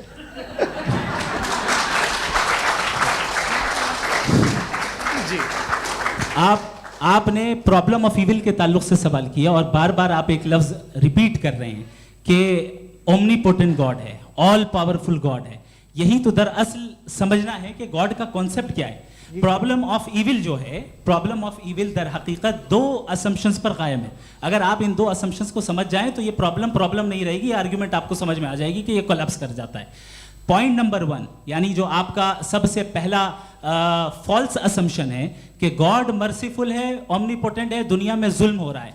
लेकिन आपको ये समझना चाहिए कि हमारे वर्ल्ड व्यू के मुताबिक गॉड सिर्फ ओमनीपोटेंट और सिर्फ मर्सीफुल नहीं है, बल्कि वो ऑल वाइज भी है और वो ऑल नोइंग भी है। उसके हर काम के पीछे हिकमत और विजडम है। ये कोई जरूरी नहीं है कि वो हिकमत और विजडम आपको समझ में आए या मुझे समझ में आए। अगर आप जो समझ रहे हैं उसके मुताबिक आप फैसला कर रहे हैं, ये लिमिटेड पर्सपेक्टिव से आर्ग्यूमेंट है। और इस चीज को हम अपनी दुनिया में, अपने लाइफ में, डेली लाइफ में इस प्रिंसिपल को एक्सेप्ट करते हैं। हम जब किसी डॉक्टर के पास जाते हैं, डॉक्टर के पास जाकर वो अगर उसने हमें कोई दवाई दी है तो हम ये तो नहीं कहते कि जब तक आपके पास जितना नॉलेज और जितना विजडम नहीं है, आपने क्यों ये दवाई दी है, तब तक हम इस चीज को एक्सेप्ट नहीं करेंगे। नहीं कहते, हम उसकी अथॉरिटी को तस्लीम करते हैं। क्यों? क्योंकि उसकी हम जानते हैं कि वो नॉलेजेबल है, वो विजडम वाला है, हमसे ज्यादा नॉलेज और हमसे ज्यादा विजडम है। बताएं सर। नहीं, डॉक्टर में और खुदा में बड़ा डिफरेंस है। डॉक्टर पढ़ा लिखा होता है, एक तो मैं उसकी बात सुनूंगा। 2 ये नहीं, कुछ जवाब तो ये भी नहीं है। सर प्लीज, भी आ आप जाइए, अगर चलिए। सब ऑडियंस से बोलने लगेंगे तो हाँ। फिर मतलब नहीं सिविलाइज बहस का। मतलब आप ये कहें कि चूंकि आप डॉक्टर पे बिलीव करते हैं इसलिए खुदा पे बिलीव किए, क्या ये मिसाल आपको समझाने के लिए। आर्ग्यूमेंट है, इस पे आपको एतराज नहीं है। तो सिंपल बात ये है कि मैं अगर ये यकीन कर लूँ कि एक ओमनीपोटेंट, उसकी मसलहत है, ये जो बच्चे मर रहे हैं ये मसलहत है उसकी, मुझे नहीं चाहिए थी मसलहत। उसकी मसलहत नहीं, यही तो समझना है। मतलब एक्सपीरियंस। अच्छा, इस आपने अभी मेरी बात पूरी सुनी नहीं। मैंने कहा आपका पूरा आर्ग्यूमेंट 2 फॉल्स असम्पशंस पर है। एक फॉल्स असम्पशन मैंने बता दिया, दूसरा फॉल्स असम्पशन ये है कि इस दुनिया में इविल के होने का कोई गुड रीजन नहीं है, जबकि हमारे पास बाज रीजंस मौजूद हैं, हमारे पास बाज वजूहात मौजूद हैं। अगर इस दुनिया में इविल ना हो तो आप गुड को डिफाइन कैसे करेंगे? अगर जुल्म ना हो आप इंसाफ को समझेंगे कैसे? अगर तारीकी ना हो तो आप लाइट को समझेंगे कैसे? बहुत अच्छे। अभी और सुन लें, अभी और बाकी है। ये तो बात बहुत पसंद आई साहब मुझे, कि जब तक रेप ना हो तब तक औरतों की इज्जत का ख्याल आपने मेरा जवाब पूरा सुना ही नहीं। जब तक के बच्चों का कत्ल ना किया जाए तब तक आपको बच्चों की मासूमियत की इज्जत। आपने पूरा जवाब सुना ही नहीं। क्या बात है, क्या आपने नुक्ता निकाला? आपने पूरा जवाब सुना ही नहीं। आप सुन लें, मेरी बात सुन लें। ये मैंने आपको एक चीज बताई। दूसरी चीज, इस दुनिया में हम आए हैं टेस्ट के लिए, हमारा टेस्ट हो रहा है और हर इंसान का अलग अलग अंदाज में टेस्ट होता है। और इस दुनिया में अगर इविल मौजूद है तो वो इविल जरिया है हमारे अंदर ह्यूमन नोबल क्वालिटीज को डेवलप करने का और अलग अलग फील्ड में प्रोग्रेस करने का। और अगर हमारे अंदर और इस दुनिया में इविल नहीं होता तो बताइए टेस्ट का मतलब क्या होता? अगर मैं अपने स्टूडेंट को एमसीक्यूज दूं और उसमें सिर्फ राइट आंसर लिख कर दे दूं और कहूं तुम्हारा टेस्ट हो गया, ये मीनिंगलेस है। इस दुनिया में अगर हम टेस्ट के लिए आए हैं तो जाहिर है गुड एंड इविल दोनों मौजूद है। बताइए। तो अगर गुड एंड इविल दोनों मौजूद है तो ये इविल भी खुदा का बनाया हुआ है? जी हाँ, खुदा का बनाया हुआ है, लेकिन अच्छा चलो अच्छी बात। जी बिल्कुल, तो बिल्कुल खुदा ने मतलब बनाया। अभी तो ये है कि जो मेजॉरिटी है दुनिया में वो इविल है, तो ये खुदा एक्चुअली इविल के साइड पे लग रहा है मुझे। बिल्कुल भी नहीं, मैं बताता हूं। मेजॉरिटी में तो वो है। क्या बात कर रहे हैं भाई आप? मैं बहुत कोई भी जो मुंसिफ होगा, चाहे आपका अपना घर हो जिसके आप सबसे बड़े हैं, चाहे आपकी ऑर्गेनाइजेशन हो जो आप चलाते हैं, वहाँ पर आप इविल रखेंगे साबित करने को कि बाकी लोग शरीफ हैं? मेरी बात सुन क्या ये आर्ग्यूमेंट ही गलत है? अगर कि जब तक के कोई इविल नहीं होगा तब तक के शरीफ आदमी शरीफ नहीं लगेगा। अगर एग्जामिनर गलत ऑप्शन दे रहा है तो एग्जामिनर इविल नहीं हो गया, जो गलत ऑप्शन को सेलेक्ट कर रहा है वो फेल होगा। क्रिएटर ने इविल को बनाया है लेकिन वो इविल नहीं है। अच्छा सुनिए मेरी बात, एक- let me complete sir, let me complete sir. जी जी। क्रिएटर ने इविल को बनाया है टेस्ट के लिए, वो इविल नहीं है। इविल वो होगा जो उसे इख्तियार करेगा। छुरी को बनाने वाला गलत नहीं होता है, छुरी का गलत इस्तेमाल करने वाला गलत होता है। रेप को कैसे गलत इस्तेमाल करते हैं? रेप इंसान के फ्री विल का नतीजा है। ये रेप कैसे गलत इस्तेमाल होता है? ये मुझे अब सुन ले, अब सुन ले। गलत इस्तेमाल होता है। हाँ मैं बता रहा हूँ रेप कैसे गलत ना, मैं बता रहा हूँ जी। कि जो इविल इस दुनिया में मौजूद है उसके कई सारे तरीके हैं। एक तरीका इंसान का अपना फ्री विल है। अब अगर कोई रेपिस्ट रेप कर रहा है तो इसका गॉड का कसूर नहीं है, वो अपने फ्री विल का गलत इस्तेमाल कर रहा है, उसको सजा मिलनी चाहिए। अच्छा। और उसी के लिए जहन्नम बनाई गई है। ये फ्री विल का भी बड़ा चक्कर। आप जब कोई बुरा काम करते हैं या कोई बुराई होती है तो ये कहा जाता है कि ये फ्री विल है। 7 billion free wills are moving on this planet. 7 billion free will. और एक आदमी अपनी फ्री विल से मुझे कत्ल कर दे तो मैं खुदा की मर्जी से मरा हूँ कि इसकी फ्री विल की वजह से? मेरी मौत खुदा के हाथ है या ये फ्री विल वाले के हाथ है? खुदा ने फ्री विल का निजाम बनाया है और उस निजाम का गलत इस्तेमाल करके कोई आपको मार रहा है, इस्तेमाल करके मेरा कत्ल कर देता है। अब मेरी मौत का जिम्मेदार कौन है? वो इंसान जिम्मेदार है। वो इंसान। जी। तो ये कहना कि और उसको खुदा ही उसको सजा जिंदगी मिलेगी। तो अब आप आगे चलिए कि ये तय करना कि अल्लाह ही या खुदा, सॉरी अल्लाह ने, खुदा ही जिंदगी देता है, खुदा ही मौत देता है, ये गलत है। बिल्कुल गलत नहीं है। हाँ नहीं, निजाम उसी ने बनाया फ्री विल का। निजाम मौत और हयात का उसी ने बनाया। You are contradicting yourself. अभी आपने कहा कि एक आदमी ने फ्री विल से आपको मार दिया, इसमें उसे फ्री विल दी गई थी, उसने गलत इस्तेमाल किया। 7 billion free wills are moving on this planet और आप चाह रहे हैं कि मैं सिर्फ खुदा का ध्यान करूं। ये 7 बिलियन फ्री विल्स को मुझे लुक आफ्टर करना पड़ेगा कि नहीं? ये तो तबाहियां कर रही हैं और तबाहियां ज़्यादा हो रही हैं। बिल्कुल। तो अगर आप बताएं अगर खुदा नहीं है फॉर एग्जाम्पल, हाँ। तो आप इविल को कैसे डिसाइड करेंगे? यानी how can you define evil objectively without God? देखिए दुनिया में 2 तरह के जानवर हैं। एक जो अकेले रहते हैं जंगल में और एक जो ग्रुप्स में रहते हैं। ग्रुप में जो भी रहेगा, चाहे वो आपका फाउंडेशन हो, चाहे कोई क्लब हो, चाहे कोई पॉलिटिकल पार्टी हो, चाहे कोई यूनिट हो, उसमें आपको इंटरैक्ट करने के रूल बनाने पड़ेंगे। यानी लोग तय करेंगे। लोग तय करेंगे। अगर लोगों ने ये तय किया कि किसी का रेप करना सही है, आप जस्टिफाई करेंगे? नहीं, आपका फाउंडेशन तो ये हो गया ना कि लोग ही विल डिसाइड दुनिया करेंगे। में- नहीं, अरे दुनिया में ऐसे ग्रुप्स हैं जो रेप को जायज़ मानते हैं सर्टन हालात में। मैं डिटेल में नहीं जानूंगा, आप भी जानते हैं। ये जो आईसिस वाले थे जिन्होंने क्या किया था, तो उन्होंने क्या किया उसका खुदा से कोई ताल्लुक नहीं है सर। मैंने सिंपल सवाल किया कि इविल को आप डिफाइन करते चलिए, कैसे चलिए, हैं? आइए वापस आइए। जी। आप साथ में तभी रह सकते हैं जब कुछ आप ऐसे उसूल डेवलप करें जिसमें हर एक का बेसिक तहफ़्फ़ुज़, हर एक का बेसिक राइट हो और हर एक को कोई आराम मिले। यही तरीक़ा है किसी भी ऑर्गेनाइजेशन जिसमें एक से ज़्यादा लोग हैं और वो ऐसे चलती है ज़िंदगी। उसमें अगर आप गड़बड़ करेंगे तो तबाही होगी, नुकसान होगा, बर्बादियाँ आएंगी। और अगर उसमें आप घर ले लीजिए ना, एक हस्बैंड है, एक वाइफ है, बच्चे हैं, वालदा भी हैं, 2 बहनें भी हैं, एक भाई भी है। अब इसमें कोई निज़ाम आपको चाहिए साथ में रहने का, और एक दूसरे पे भरोसा रहे, एक दूसरे के बहीख्वाह हों, एक दूसरे की मदद करें, ऐसी जिंदगी। सर आपकी बात आ गई, आप ये कह रहे हैं कि लोग डिसाइड करेंगे क्या सही है क्या गलत है, यही है? मेजॉरिटी डिसाइड करेगी क्या सही है क्या गलत है? अरे भाई बिल्कुल। मेजॉरिटी अगर ये कहे कि नाजी जर्मनी के साथ जिस तरह मेजॉरिटी थी कि जेनोसाइड करना सही, आप जस्टिफाई करेंगे?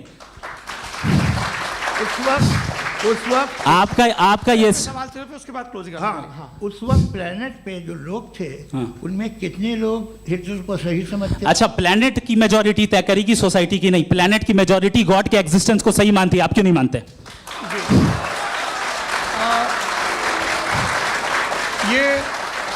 हेलो ये क्रॉस क्वेश्चन का राउंड यहाँ पर समाप्त होता है। और ये बड़ा अच्छा है कि इस तरह से फ्रेगमेंट कर दिया गया है ताकि जो मरकरी ऊपर जा रहा है नीचे जवाब दे दूं जी। प्लेनेट की ज़्यादातर मेजॉरिटी कुछ दूसरे मजहबों के खुदा को मानती है। आप उन्हें क्यों नहीं, आप तो मेजॉरिटी की बात कर रहे हैं। अच्छा, ये क्लोजिंग आप ये कह रहे हैं इविल और गुड को डिसाइड मेजॉरिटी करेगी, मेजॉरिटी जो कर दे वो सही हो जाएगा। क्लोजिंग इसको जैसा आप ही लोगों ने तय किया है उसी फॉर्मेट को फॉलो कर लेते हैं। हाँ भाई, मैंने तो भले लोगों पे एतबार किया और तब मॉडरेशन तय किया जी। आपके पास 5 मिनट का वक्त है, क्लोजिंग आर्ग्यूमेंट है, उसके बाद हम ऑडियंस से क्वेश्चन आंसर लेंगे जावेद साहब की क्लोजिंग आर्ग्यूमेंट के बाद। ओके, बहुत शुक्रिया जी। हमारा जो टॉपिक है डज गॉड एग्जिस्ट, मैं इस पे इतने एकेडमिक तैयारी करके आया था, मुझे था कि मैंने सोचा था कि कई सारे मैं आर्ग्यूमेंट्स दूंगा, लेकिन वक्त की भी किल्लत और जावेद साहब बार बार इधर उधर चले जा रहे थे तो उसको भी थोड़ा एंटरटेन करना पड़ गया। डज गॉड एग्जिस्ट पे मैं एक ही आर्ग्यूमेंट दे पाया। आर्ग्यूमेंट्स बहुत हैं और डेफिनेटिव आर्ग्यूमेंट्स हैं, और मेरे आर्ग्यूमेंट को किसी एक राउंड में भी इन्होंने एंटरटेन नहीं किया और रेफ्यूट नहीं किया, एक राउंड में भी नहीं, एक राउंड में भी नहीं। और ना ही अभी आपका क्लोजिंग आर्ग्यूमेंट आएगा, नहीं, वो बता देना। Argument of contingency sir. अरे मैं आपसे कई बार कह चुका हूँ कंटीजेंसी का मतलब अब मैं कैसे समझाऊं आपको? आपस में हाँ, आप और कितने आसानी से समझाऊं मैं, मुझे तो नहीं समझ में आ रहा है। आप अपनी आर्ग्यूमेंट ऑफ कंटीजेंसी उर्दू में बोल सकते हैं। हाँ, आप अपनी बात पूरी कर लें जी, आखिरी 4 मिनट। दूसरी चीज, just a minute please ma'am, can I talk? दूसरी चीज ये है कि आपने एक तो इसका जवाब नहीं दिया, दूसरा आपने गॉड के ना होने पर कोई डेफिनेटिव आर्ग्यूमेंट नहीं दिया, सिर्फ मजहब पे बात कर रहे हैं आप। मजहब तो आज हमारा टॉपिक ही नहीं था, आज तो हमारा टॉपिक हो, आप मजहब से ले लेकर आईएस तक चले गए। भाई हमारा क्या ताल्लुक है उससे? We condemn them. और उसका गॉड से क्या ताल्लुक है? अगर कोई गलत काम कर रहा है, किसी ने किसी को कत्ल किया, किसी ने किसी का रेप किया, उसको सजा मिलनी चाहिए। और आपके पास कोई भी rational strong foundation of morality नहीं है। आपने कहा कि मेजॉरिटी तय करेगी सोसाइटी की, वो सही होगा। मैंने कहा हिटलर को फिर आप सही कहेंगे, नहीं, प्लैनेट की सोसाइटी की मेजॉरिटी तय करेगी। तो प्लैनेट की मेजॉरिटी गॉड के एग्जिस्टेंस को मानती है, आप कह रहे हैं ये रिलीजियस है। तो यानी आपके पास कोई स्ट्रॉन्ग फाउंडेशन नहीं है ऑब्जेक्टिव मोरालिटी का। ऑब्जेक्टिव मोरालिटी का अगर कोई फाउंडेशन है तो वो सिर्फ गॉड है, गॉड है, गॉड है। थैंक यू जी। ये मुफ्ती शमाइल नदवी साहब का क्लोजिंग आर्ग्यूमेंट था। अब हमारे पास जी, मैं जी ये बड़ा अच्छा है कि दोनों लोगों को मॉडरेटर से शिकायत भी और बोल रहे भाई हमारी शाबाशी भी तो करते चलो। अब मेरी बात जी, आपके पास जावेद अख्तर साहब 5 मिनट का वक्त है, ये आपका क्लोजिंग आर्ग्यूमेंट है, टाइम रीसेट कर दें जी। देखिए, बहुत सारी बातें हैं। गॉड का डेफिनेशन दुनिया के किसी भी रिलीजन में है कि वो ओमनीपोटेंट है, वो ओमनीप्रेजेंट है, he is just, he is kind, he loves you and so on. मैं जब दुनिया देखता हूँ तो मुझे कोई ऐसा सुप्रीम पावर यहाँ दिखाई नहीं देती है जो इंसान की बहबूदी के लिए कुछ कर रही हो, कमज़ोर को बचा रही हो, मदद कर रही हो, जालिम को पीछे हटा रही हो। मैं नहीं देखा, तारीख़ में नहीं। एक तो अगर है और ये देख रहा है तमाशा, तो उसका होना न होना बराबर है। दोयम ये कि ये जो है, जब आप ये कहते हैं कि कायनात जिसकी कंटीजेंसी है, मैं देखिए वो लफ्ज़ इस्तेमाल किया मैं, तो ये कैसे हो सकती है भाई? और फ़ौरन आप सरेंडर कर देते हैं कि जाहिर है कि इसका बनाने वाला तो इससे 10,000 गुना ज़्यादा कॉम्प्लिकेटेड होगा। उस पर आपके होने पे कोई इतराज़ नहीं है। उसे वो टाइमलेस है, वो पहले से था, टाइम तो बहुत बाद में आया, ये सब आप मानने को तैयार है, जिसका आपके पास कोई सबूत नहीं, आपके पास कोई रीज़न नहीं है। आपकी तारीख क्या है मज़हबों की? बिलीफ की, जो खुदाओं का बिलीफ है, ये कॉन्स्टेंटली गलत साबित होता रहा है। मतलब आप कहें कि अरिस्टोटल के ज़माने में तो सब जाहिल थे, वो भी इतने ही यकीन से खुदा पे यकीन रखते थे, जो अब नहीं रहा, ये भी नहीं रहेगा, आप लिख लीजिए। और इसके आसार आपको दुनिया में दिखाई देना शुरू हो चुके हैं। ये बहस क्या आज से 100 साल पहले इस तरह हो सकती थी? यहाँ तक तो आपको हम ले आए हैं। तो सर अरे इनको मदद की ज़रूरत नहीं भाई, ये सेल्फ सफिशिएंट आदमी है, आप क्यों इनकी मदद कर रहे हैं? Sir please. तो ये जो है तमाम बातें अपनी जगह हैं। ये एक पैकेज है। आप अकेले, कोई आदमी ऐसा नहीं जो सिर्फ गॉड को मानता हो, उसके साथ बहुत पैराफर्नेलिया आता है, अलग अलग पैराफर्नेलियाज आते हैं। They have always created chaos in the society. मैं तो आपको सीधा ऑफर देता हूँ कि दुनिया में 10 इम्पॉर्टेंट बिलीव्स हैं। आप 1 मानते हैं, 9 नहीं मानते, 9 में आप एथियस्ट हैं, 9 को आप बिल्कुल रीजनेबली मेरी तरह देखते हैं। तो 90 मजहबी आदमी भी 90% एथियस्ट है, वो दूसरे खुदा नहीं मानता, एक खुदा मानता है अपना वाला, बाकियों को कहता है गलत है। अगर आप मानना ही बंद कर दें तो आपका 10% चांस है कि आप सही हैं और 90% चांस है कि आप गलत हैं। मेरा मशवरा है आप मानना छोड़ दिए तो 50% चांस होगा कि आप सही हैं और 50% चांस होगा, 40% आप गेन करेंगे बाय बिकमिंग एन एथियस्ट।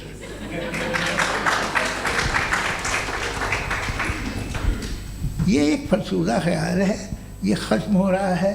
हो सकता है मेरी ज़िंदगी में ना हो, लेकिन ये हो जाएगा। जो बातें ये इनको आप मेटाफिज़िकल, ये वो ऐसे रिस्पेक्टेबल टर्म दे दिए, ये तो उन लोग के हैं जिन्हें ना फिज़िक्स मालूम थी ना मेटा मालूम था, ये उन्होंने आपको दिए हैं। जी बहुत शुक्रिया आप दोनों लोगों का। और अब इस बातचीत का आखिरी राउंड शुरू होगा, डज गॉड एग्जिस्ट की ये बहस मुफ्ती शमाइल नदवी और जावेद अख्तर साहब के बीच। आप लोग अपने अपने हाथ ऊपर करेंगे, मैं यहाँ से तय करूँगा। और माइक हमारे पास है क्या? एक ही माइक है ऑडियंस के लिए? 2 माइक है, एक इस तरफ एक इस तरफ, ठीक है। तो जी सबसे पहले हमारी सहयोगी हैं मारिया शकील जी, पूछिए सवाल। थोड़ा सा रुकेंगे ताकि कैमरे का फ्रेम आप पर आ जाए, आपकी तो प्रैक्टिस है टीवी की। जी नदवी साहब, मैं खुदा को मानती हूँ, पहले मैं इसी प्रमाइस से शुरू कर रही हूँ और ये बता रही हूँ आपको, मैं मानती हूँ। लेकिन कुछ सवाल हैं जो जावेद साहब ने उठाया, उसका जवाब आपको देना चाहिए। पहला सवाल ये कि गज़ा में सालों से छोटे बच्चे मर रहे हैं, वो उनको, अगर खुदा मर्सीफुल है, हम मानते हैं कि अल्लाह ताला में बहुत ताकत है, तो वो बच्चे क्यों मर रहे हैं? दूसरी बात ये कि अगर कंटिजेंसी की जो आप बात करते हैं, पूरे मुस्लिम ममालिक मिल कर के भी उन गज़ा के बच्चों को क्यों नहीं बचा पा रहे हैं? क्योंकि अगर वो चाहते, क्योंकि अल्लाह ताला उन पर हुकूमत करते हैं, सब पर हुकूमत करते हैं, तो वो उनको क्यों नहीं बचा? जी थैंक यू वेरी मच। बहुत अच्छा किया आपने इस चीज़ को जिक्र कर दिया, मैं इसको और अच्छे से एक्सप्लेन करने की कोशिश करता हूँ। देखें, जहाँ तक आपने कहा कि गज़ा के बच्चों को मारा जा रहा है, देखें 2 वर्ल्ड व्यू है, एक एथिस्टिक वर्ल्ड व्यू, एक थीस्टिक वर्ल्ड व्यू है। बच्चे मर रहे हैं दोनों वर्ल्ड व्यू में, लेकिन हमारा वर्ल्ड व्यू कह रहा है कि रिकॉम्पेंस है, ये कह रहे हैं कि उनका मरना बेकार जाने वाला है, कोई उसका रिकॉम्पेंस नहीं है, चूँकि इनके यहाँ आखिरत और अल्लाह का कोई तसव्वुर या गॉड का कोई तसव्वुर नहीं है। आपने ये सवाल किया कि गॉड मर्सीफुल है, क्यों नहीं रोकता? ये मैंने बताया कि ये मिसकंसेप्शन है लोगों के दरमियान कि गॉड को सिर्फ मर्सीफुल और ओमनीपोटेंट समझते हैं। गॉड के सिर्फ यही 2 एट्रीब्यूट्स नहीं हैं, गॉड के कई सारे एट्रीब्यूट्स हैं, उनमें से अल हकीम भी है, उनमें से ऑल वाइज भी है, ऑल नोइंग भी है। लिहाजा अगर इस दुनिया में किसी को तकलीफ आ रही है और गॉड उसको नहीं रोक रहा है, वो इसलिए नहीं रोक रहा है चूंकि इंसानों को फ्री विल दिया गया है। ठीक इसी तरीके से अगर एक डॉक्टर किसी छोटे बच्चे को इंजेक्शन लगा रहा है, उसे तकलीफ पहुंच रही है, उसके लिमिटेड पर्सपेक्टिव के एतबार से ये गलत हो रहा है और डॉक्टर बुरा है, लेकिन जब आप ब्रॉडर पिक्चर को देखेंगी, आपके और हमारे पास सिर्फ एक पिक्सल है, हमें इतना नजर आ रहा है कि गजा में कत्ल हो रहा है, लेकिन इसके पीछे कितना रिकॉम्पेंस उनको मिलने वाला है, पूरा पिक्चर गॉड के पास है। तो एक पिक्सल से आप पूरे पिक्चर को कभी भी जज नहीं कर सकती। आप इसमें कुछ जोड़ना चाहेंगे? आपको कुछ बोलना है इसमें? भैया आपने बहुत अच्छा जस्टिफिकेशन दिया। या आप वो जो वहाँ के प्राइम मिनिस्टर है इजराइल के, उन्हें भेजिए, वो बहुत खुश होंगे। आप जस्टिफिकेशन दे देना कि अगर गॉड नहीं है तो बच्चे क्यों मर रहे हैं, आप बताएं। वो ये सवाल पूछ रहे हैं कि अगर आप ईश्वर का अस्तित्व नहीं मानते हैं तो उन बच्चों की मौत को आप कैसे इंटरप्रेट करते हैं? भाई ये दुनिया जो है, जो ताकतवर लोग होते हैं वो एक नाइंसाफ़ी करते हैं। तो ये अच्छा काम है आपके नज़दीक, तो नेचर नाइंसाफ़ी पे मबनी है। अरे मेरे भाई, आप नेचर की कहाँ बात कर रहे हैं, तो इंसान की बात जी, कर ये रहे तो फिर जब मैं इंसान की बात कर रहा था, आप नेचर की बात करने लग क्रॉस गए। एग्जामिनेशन नहीं। हाँ, अब आप मुझे बोलने नहीं देंगे तो अलग बात है, आप बोलिए, मुझे कोई जल्दी नहीं। जी नहीं, ये क्रॉस एग्जामिनेशन है। मुझे बोल तो लेने दीजिए। जी, बोलिए। क्या बात ये है कि ह्यूमन सोसाइटी तभी साथ में रह सकती है जब वो मोहब्बत से, एकता से, एक दूसरे के एहतराम करके रहे। इसके अलावा पॉसिबल नहीं है, अकेले तो इंसान रह ही नहीं सकता। वहाँ पर कुछ लोग हैं जो फाउल करते हैं। वो फाउल हमेशा से तारीख में होता आया है। आज ये हो रहा है, जो हो रहा है बहुत बुरा हो रहा है, बहुत जालिमाना है, बहुत जाबराना है। उसको आप कहें कि ये बच्चों को कॉम्पनसेशन मिल जाएगा या इसकी इंजेक्शन है। इंजेक्शन तो हेल्थ के लिए दिया जाता है।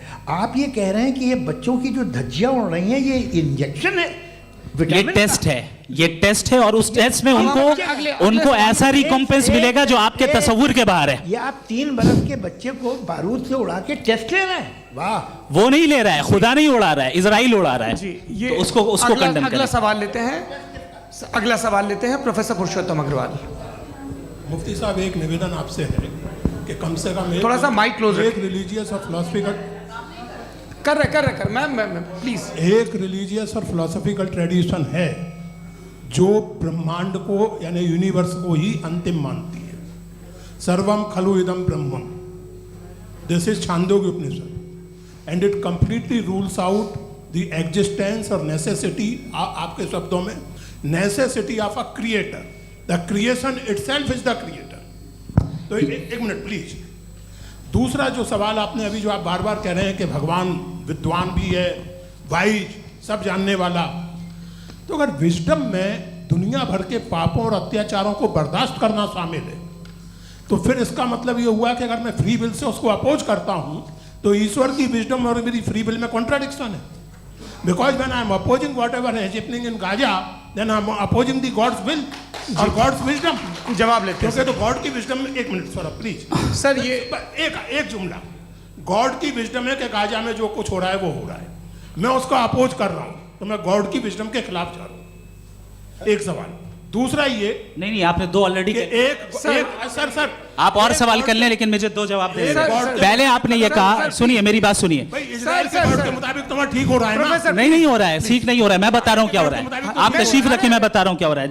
Late me complete please. एक सेकंड गाइस, एक सेकंड। ये देखिए, ऐसा है कि ये सब बड़ा आपस में विचार विमर्श के बाद ये तय हुआ था कि कुछ नियम बना लिए जाएं ताकि एक टाइम बाउंड बातचीत चले। और भाई साहब, आप बड़ा ज़रूरी काम कर रहे हैं, लेकिन कैमरे के फ्रेम में आके उस काम को गड़बड़ कर दे रहे हैं। ठीक है गुरु, अब मेरे को कहीं का गुस्सा कहीं निकालना था, सॉरी। नहीं, कोई गुस्सा नहीं है जी। तो प्रोफेसर ने सवाल पूछे, आप उनके जवाब दें, और थोड़ा ये सब लोग थोड़ा ख्याल रखें भाई, सवाल संक्षिप्त रखें जी। आपने 2 सवाल किया। सबसे पहला ये कहा कि हमारे पास ये कॉन्सेप्ट है कि ये यूनिवर्स खुद नेसेसरी बीइंग है, creation itself is the creator. How irrational is this कि मैं एग्जिस्ट करूंगा बाद में, लेकिन अभी एग्जिस्ट कर भी रहा हूं, यानी एक ही टाइम में एग्जिस्ट भी कर रहे हैं, नहीं भी कर रहे हैं। This is not true. दूसरी चीज आपने कहा कि अगर इजराइल में, सॉरी माफ कीजिएगा, Israel doesn't exist, occupied Palestine में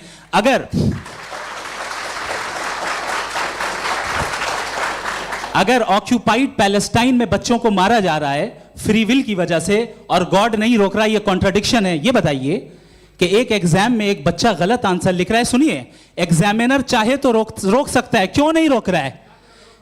ये कॉन्ट्रडिक्शन है या कॉन्ट्रडिक्शन नहीं है? नहीं सर, ये आपस में जी ये क्या आपका सवाल? माइक दीजिए। फ्री विल दिया गया है टेस्ट के लिए, अकाउंटेबिलिटी के लिए। अगर फ्री विल नहीं होता तो आप कहते हैं हमें रोबोट बना दिया गया। नॉट मिसरिप्रेजेंट माय पोजीशन, आपकी जो भी पोजीशन, मैं अपनी फ्री विल के नाते, अपने ह्यूमन विजडम के नाते गाजा में हो रही अत्याचार का विरोध करता हूं। बिल्कुल करना चाहिए। आपके हिसाब से मैं गॉड की विजडम का विरोध कर रहा हूं? बिल्कुल नहीं, समाज हो रहा है गॉड की, बिल्कुल भी नहीं, बिल्कुल भी नहीं। उसका वहां पर गाजा में कत्ल होना ये इंसानों के गलत इस्तेमाल का नतीजा है, फ्री विल के इस्तेमाल का नतीजा है। गॉड इसका हुक्म नहीं देता, उससे रोकता है। यही तो मसला है ना। आपके लिए कॉन्सेप्ट क्लियर नहीं भाई, आपने तो बताया था इंजेक्शन लगाने से बच्चे को तकलीफ होती है, ये इंजेक्शन लगा। सर आप ऐसे रेटोरिक स्टेटमेंट दे तब तो कोई मसला नहीं समझते रहेंगे। This is a rhetoric statement, this is not a logical argument sir. I am sorry, I am sorry. आखिरी 30 मिनट बड़े मुश्किल होने वाले हैं। जी मुफ्ती साहब आगे बैठे हैं, इनको माइक दीजिए। हाँ तरुण, माइक आप अपने पास रखिए, आपको कैमरे का फ्रेम पता है। जी सबसे पहले दोनों को मुबारकबाद। एक सर अपना आप नाम बता दें। आप अमेरिका में शिकागो में रहते हैं, इतना मुझे याद है। बताया आपको, यासिर नदीम अलवाजदी मेरा नाम है। जावेद सर आपसे एक क्वेश्चन है इन्फिनिट रिग्रेस के ताल्लुक से। एक हाइपोथेटिकल सिनेरियो है, मसलन अगर आप सर माइक थोड़ा सा प्लीज क्लोज रखिए। ओके जी अगर आप शायर इसलिए हैं कि आपके कोई उस्ताद शायर थे, और वो इसलिए शायर थे कि उनके कोई उस्ताद शायर थे, और इसी तरीके से हम माजी में पीछे चलते चलते चले जाएं और कहीं ना रुके, तो माफ़ कीजिएगा आप कभी शायर नहीं हो सकते। लेकिन आप शायर हैं, आपका शायर एग्जिस्ट करता है, इसका मतलब ये है कि आप कहीं ना कहीं रुके हैं। तो मेरा सवाल ये है कि क्या आप इन्फिनिट रिग्रेस ऑफ कॉजेस को लॉजिकल फैलेसी मानते हैं या नहीं मानते? हाँ या ना? मैं इन्हें लॉजिकल फैलेसी नहीं मानता हूँ, लेकिन मेरा प्रॉब्लम यह है कि जब मैं नहीं मानता हूँ तो I continue with this logic जो फैलेसी नहीं हो। आप एक जगह रुक जाते हैं जाके, आप कहते हैं ये गेंद कैसे बनी, ये जजीरा कैसे बना, ये समंदर कैसे बना, ये ज़मीन कैसे बनी, और अचानक गॉड पे जाके आपको ब्रेक लग जाता है। एक बार आप सवाल नहीं करते कि भाई इनको बनाने वाला तो इनसे भी कॉम्प्लिकेटेड होगा, वो कैसे बना, उसके बारे में आपने इत्मीनान कर लिया, वो हमेशा से है। तो अगर आप उसे हमेशा से मानते हैं तो फिर ये मान लीजिए कि कायनात हमेशा से है, क्या तकलीफ? फिर हम वजूद में नहीं आते जी है। हम मौजूद नहीं। अच्छा सर क्यों नहीं होता? मैं बताऊँ प्लीज। जैसे मैंने मिसाल दी आपके शेर की, आपका शेर कभी वजूद में ना आता अगर शायर इसी तरह चलते रहते हमेशा। जी माइक मेरे ख्याल से एक सेकंड, इन्फिनिट रिग्रेस का कॉन्सेप्ट क्लियर नहीं हो पाया। सर रहने दें, लेट्स मूव ऑन सर। ठीक है। हाँ थोड़ा सा मॉडरेटर का भी ख्याल रखें। नहीं आपने तो रखा है, आपने रखा है। यहाँ पे गौहर रजा साहब हैं, वो भी एक सवाल पूछना चाहते हैं। माइक नीचे से ऑन कर दिए नीचे।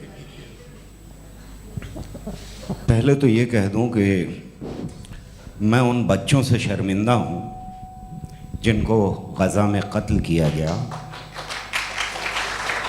क्योंकि हमारे होते हुए कत्ल किया गया। लेकिन उससे ज़्यादा शर्मिंदगी इस बात से हुई कि मुझे लगा कि मुफ्ती साहब उसको जस्टिफाई कर रहे हैं।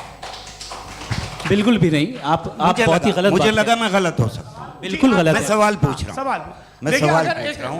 मैं जावेद भाई से डिसएग्री करता हूं। एक सेकंड देखिए, अगर देखिए ऐसा, एक सेकंड आप सर वेट, अरे आप कुछ मेरे पहले मुझे अपनी बात कह लेने दीजिए। अगर ऑडियंस तय करेगी तो फिर मॉडरेटर का मतलब नहीं। मेरा आप सबसे ये कहना है, ये बहस दो लोगों के बीच में है, एक तरफ मुफ्ती साहब, एक तरफ जावेद साहब। पिछले 1.5 घंटे से ये लोग अपने अपने तर्क रख रहे हैं। आपकी इनसे इत्तेफाकी हो सकती है, ना इत्तेफाकी हो सकती है। मेरे उस्ताद मुझे सिखा गए हैं कि मुखामुखम में असहमति की गुंजाइश बची रहनी चाहिए। अगर मैं आपकी बहुत इज्जत करता हूं गौहर साहब, आपने जो कमाल की किताबें लिखी, साइंटिफिक टेम्परामेंट, लेकिन मेरी ये गुजारिश है आप सबसे कि यदि आप इन लोगों ने जो बोला उन पर टिप्पणियां करेंगे तो ना वक्त की पाबंदी रहेगी, ना वो अनुशासन। आप सवाल पूछ लें, उस सवाल में जो बात आ जाए वो आ जाए। मैं जावेद साहब से डिसएग्री करता हूं, इसलिए जावेद साहब से सवाल पूछ रहा हूं। आपका सवाल जावेद अख्तर साहब से। और सवाल ये है मेरा कि जावेद साहब ने कई बार लॉजिक का इस्तेमाल किया कि साइंस में लॉजिक है और रिलीजन में लॉजिक नहीं है। मेरा ख्याल ये है कि रिलीजन में भी लॉजिक है, लेकिन उस लॉजिक की बेसिस ये है कि आप रुक जाते हैं, जिसका जिक्र जावेद साहब ने बार बार किया, यानी खुदा के तसव्वुर पे आते हुए, गॉड के तसव्वुर पे आते हुए रुक जाते हैं। और इसमें सवाल पूछना मतलब फॉरबिडन होता है। सवाल ये है कि क्या जावेद साहब इससे एग्री करते हैं कि साइंस की लॉजिक अलग है और रिलीजन की लॉजिक अलग है। बताइए सर। देखिए, तीन चीज़ें हैं, साइंस है, एक है मंतिक है, इस्तिदलाल है, और एक जो है कुछ भी नहीं है, फेथ है, अकीदा है। मैं अकीदे की लॉजिक का कायल नहीं हूँ। मुझे आप इस्तिदलाल से, लॉजिक से, रीज़न से समझाइए, मैं मानने को तैयार हूँ, मेरा क्या नुकसान होगा। लेकिन ये कि अकीदे पे मैं नहीं जा सकता हूँ। अकीदे का मतलब है कि तुम ये मान लो, सवाल ना करो, ये नहीं। आप सारी बातें करके, बड़ी साइंटिफिक बातें करके एक जगह जाके खुदा के वजूद पे रुक जाते हैं, सरेंडर कर देते हैं। मैं सरेंडर करने को तैयार नहीं। That's all. जी, ये आगे सर बैठे हुए हैं, इनको माइक दीजिए। भाई वो आप पूछना चाह रहे थे ना भाई? हाँ, नहीं मैं ये थैंक यू जी। आपका नाम? आसिम इफ्तिखार। आसिम जी, पूछिए। सर, जावेद सर से सवाल है कि आपने अपने माइक थोड़ा करीब रखिए। अपने क्लोजिंग स्टेटमेंट में ये बात कही थी कि मज़हब का जो फ्यूचर है वो ज़्यादा दिन नहीं जाने वाला है, लेकिन मैं देख पा रहा हूँ कि जो ऑक्सफोर्ड यूनिवर्सिटी की एक स्टडी है 2011 में हुई है, जिसके 50 एकेडमिशियंस ने इसको अंजाम दिया था, उसमें वो ये कहते हैं कि जो फेथ इन गॉड है वो इनबिल्ट है ह्यूमन नेचर के अंदर, जिसको हम कहते हैं फितरत के अंदर शामिल है वो। और वो ये कहते हैं कि अगर कोई ये समझता है कि मज़हब को वो ख़त्म कर देगा तो ये उसकी गलत फहमी है। तो आप इसके बारे में, इस स्टडीज़ के बारे में क्या कहते हैं? ठीक है, मैं उनसे एग्री नहीं करता हूँ। वो कौन से प्रोफेसर होंगे, ऐसा उनके क्या पास डेटा है, इन्होंने डेटा के बेस होगा। डेटा क्या हो सकता है? फ्यूचर का डेटा तो नहीं हो सकता ना उनके पास, प्रेजेंट का डेटा हो सकता है। डेटा आपने सुना 100 साल पहले का बाद का डेटा? मैंने तो नहीं सुना आज तक। तो आज उनकी ये राय है और होगी राय, ठीक है। दुनिया में तरह तरह की राय है लोग, लेकिन मैं समझता हूँ कि वक्त के साथ इंसान ज़्यादा से ज़्यादा रीज़नेबल और लॉजिकल होता जा रहा है। आज आप देखिए वेस्टर्न यूरोप में क्या परसेंटेज है नॉन बिलीवर्स की, बहुत हाई। वहाँ चर्च खाली पड़े होते हैं। तो अल्टीमेटली तो इंसान कोई ऐसी बात बहुत अरसे तक नहीं मान सकेगा, चाहे गलत या सही, जो उससे उसके दिमाग को, उसके जहन को, उसकी लॉजिक को अपील न करे। वो कह रहे हैं तो ऑक्सफोर्ड के होंगे तो कैम्ब्रिज के होंगे, तो मुझे क्या लेना देना। उनका डेटा मुस्तकबिल का नहीं हो सकता है। जी। दीपक, हाँ पूछिए। मैं आऊँगा, अभी पीछे की साइड भी आऊँगा, माइक वहीं भेजूंगा 2-3 साल के लिए। जी जावेद साहब, आपसे सवाल है। नमस्ते। अरे भाई सर, अगर आप ही लोग को तय करना है तो फिर 200 लोग तय कर लें। ये एक साथ नहीं sir, please don't do this sir. Everybody has a right sir, but we can only take selected questions. No sir, ये यंग लोग भी हैं तो इनकी ये अब उतने यंग, भाई आप यंग हैं कि नहीं हैं? वो कह रहे हैं वो भी यंग हैं साहब, आप उनकी नौजवानी पर दावा उनको ही करने थे। हाँ मुफ्ती साहब, आप यंग, हाँ पूछे। अरे भैया सर, मेरा सवाल ये है, कुछ इनसे भी तो पूछो। जी नहीं, बस आपसे एक सवाल है। जैसे थीस्टों के पास अपने जो ईश्वर को मानते हैं उनके पास अपने सोशल गेट टुगेदर्स हैं। 5 रोज़ आज क्रिसमस आने वाला है, होली है, दिवाली है, ईद है। एथिस्ट क्या ऑफर कर रहे हैं? मतलब मैं इनकी दुकान से मैं आना चाहता हूँ उस तरफ, पर मैं अट्रैक्ट नहीं हो पा रहा हूँ। मैं सोशल गेट टुगेदर्स क्या है आपके पास?